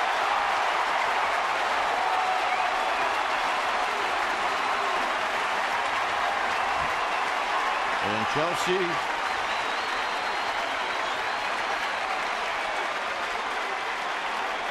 you talk about hanging on every pitch. Here's Snyder. Snyder is the Astros hitter that hit the ball that everybody thought was out, that Cabrera tracked down in the 6th inning.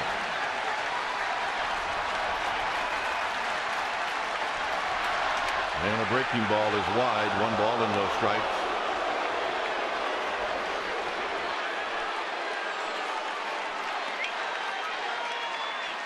Castro is on deck. High fly ball in the park. 2 down in the 9th.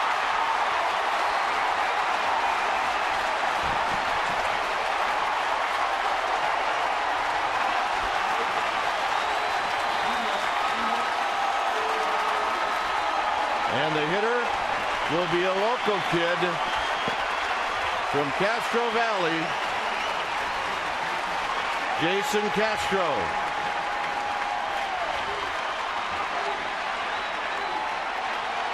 Well, Castro has a little bit of history with Kane. He's only had 2 plate appearances against him. And one of them was a home run. The first home run that Castro ever hit was only his 3rd game as a big leaguer. And the pitch to Castro is a strike at the knees, and it's 0-1.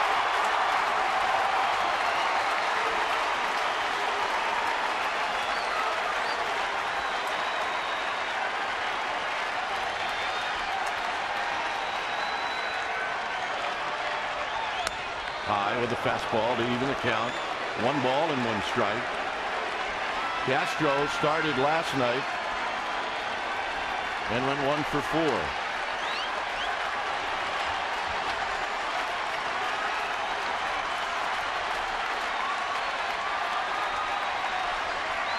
And the 1-1 pitch at the knees, 1-2.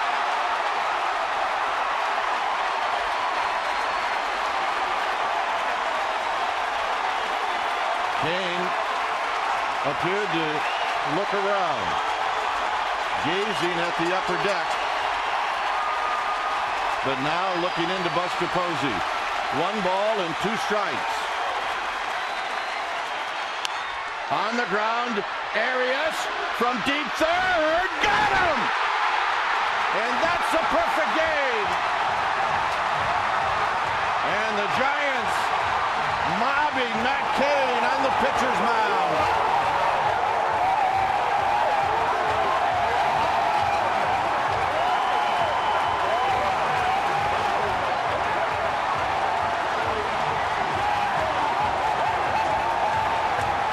What an unbelievable performance by Matt Cain.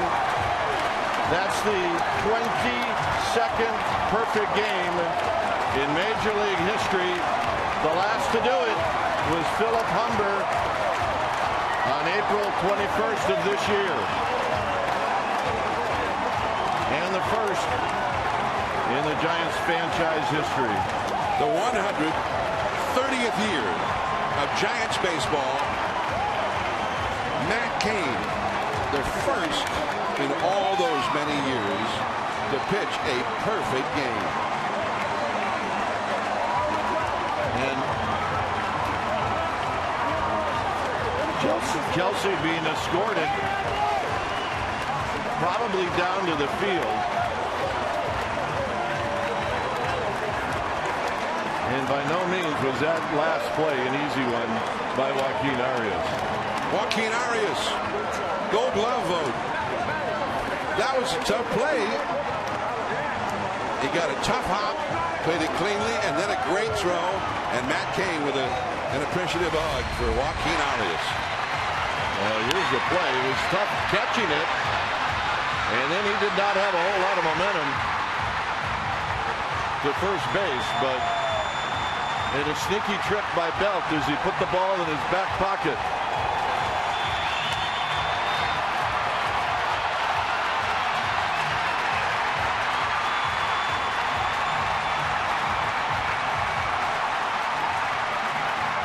And they're going to get the horse.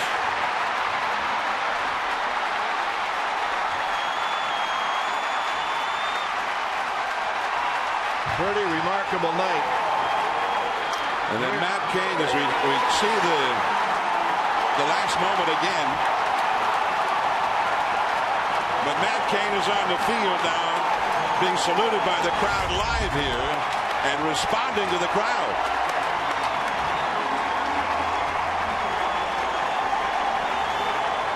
Well, I swear I saw him before he went after Castro. Just take a peek around the ballpark.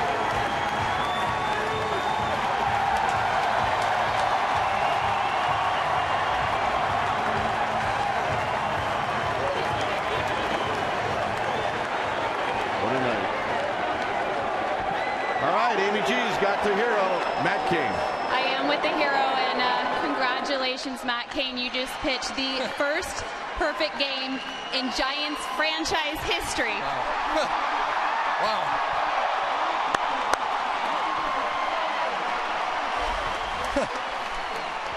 Ron Wotus just talked with me, and he said from the 6th inning, they knew it was meant to be.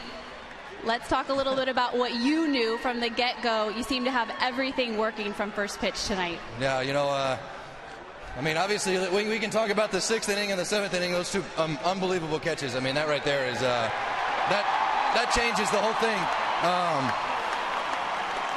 You know, obviously the defense behind me, and then the guys able to, get huge run support, able to go out there and pitch comfortably, and, I can't thank Buster enough. I mean, I didn't even question once what he was calling.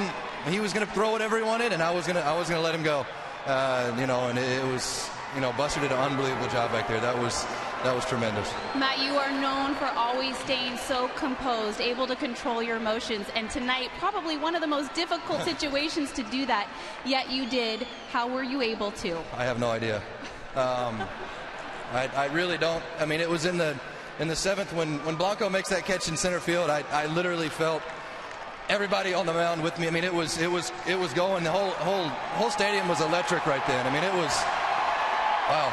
It was unbelievable. So I had to try to find myself a way to kind of calm down, and somehow it worked. The crowd tonight, they were with you every pitch. Did you feel them pulling for you? Yeah. Thank you, Pablo. Yes. I mean, I don't think there's an empty seat right now. I mean, that's unbelievable. No, that's unbelievable. Lastly, we need to invite your lovely significant other, Chelsea Kane. She was wearing it with you, Matt. I know she wants to give you some love.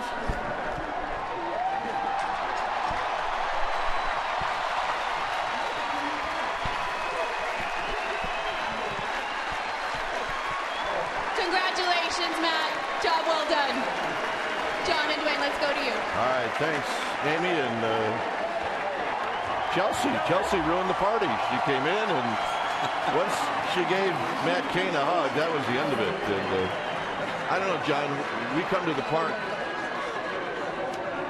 a lot, and you never know what you're going to see, and tonight was really special. The story with Matt Cain when this year began was, would this be Matt Cain's final year? Yep. Would he sign a new contract? Would he be heading off to the Dodgers or the Yankees come next year?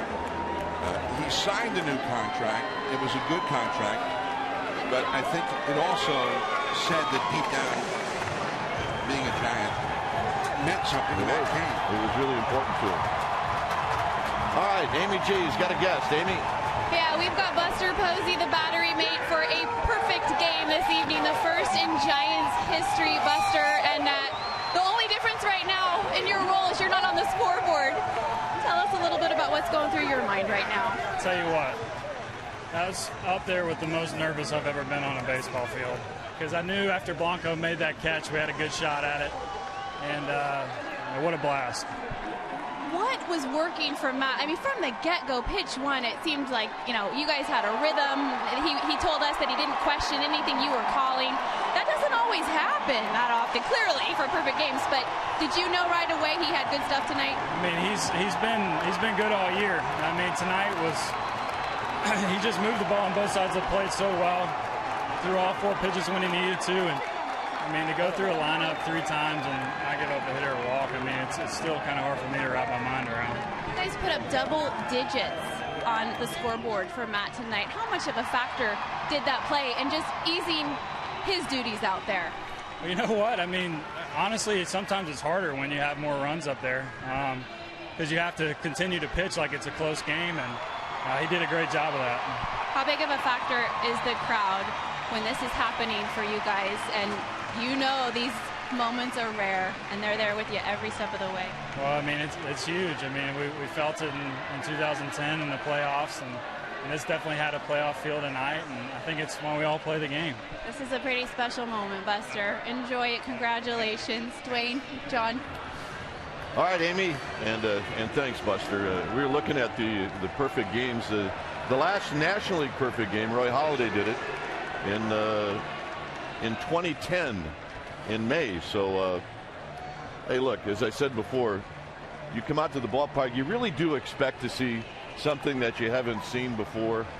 But when you see a performance like this, you just kind of shake your head and you marvel at what not just Matt Cain, but the people behind him, the catch by Cabrera and Blanco, and then the crowd. I mean, those are things that you really take out of this. There were memorable plays behind it, and none better, I don't think, maybe in any perfect game than the one made by Gregor Blanco. But a moment that I will take with me about Matt Cain himself, when Amy G told him that in the 130-year history of the Giants, his was the very first perfect game, and Matt Cain was, wow. Yeah, wow. I mean, he just was astonished and also greatly impressed by that, because I think being a Giant means so much to him. I mean, there's a good angle of how far Arias had to go to his right to make the play and then to make the throw. And we're seeing some pretty good speed coming out of the dugout in celebration. So, well, it was a very good play. Easy to overlook that play. You see Matt Cain's reaction to it. But Joaquin Arias, who never played third base until this year. I asked him, I said, in the past you never, he said, 2 games. And that was it. And he has just been flawless over there most of the time. And that's why he was in there. And he made that play a big one in the big moment of the game. Hey, it's a perfect game. You got to make all the plays. Otherwise, then you're just shooting for a no-hitter. So this will be a night that this crowd of over 42,000 watch tonight. And hey, the Giants win a game. But I mentioned something to you, John. I don't know, it was around the 8th inning, that with the score 10-0, Cain could pitch for the no-hitter. He could pitch for the perfect game. He didn't have to worry about what the outcome was going to be. And still a relative economy of pitches. You know, he didn't have any of those 10, 12 pitch at bats. We're just trying to be so fine, and he stayed in that basic rhythm that we're used to seeing from Matt Cain. And again, I'm dying to ask Chris Snyder how well he thought he hit the ball, because our guys had some great reaction shots of him with sort of a rueful smile on his face, as if to say, this place, that's a home run, except here. So, and certainly, I think everybody did think that he had hit one off the bat. And then Melky Cabrera, and Melky, he made it look pretty easy, but he had a little jump at the end. He had to move along the wall with his back almost up against the wall as he got out there, and then made the catch. And that is when that play really kind of set the crowd off, and it never calmed down the rest of the night. It was unbelievable. All right. Final score: the Giants 10, the Astros nothing. Eastern's Giants post-game live interviews on the wrap is coming up. But first, let's go to the Sportsnet Central studio for an update. Thanks for watching San Francisco Giants baseball on Comcast Sportsnet, and it's all part of the NBC Sports Group.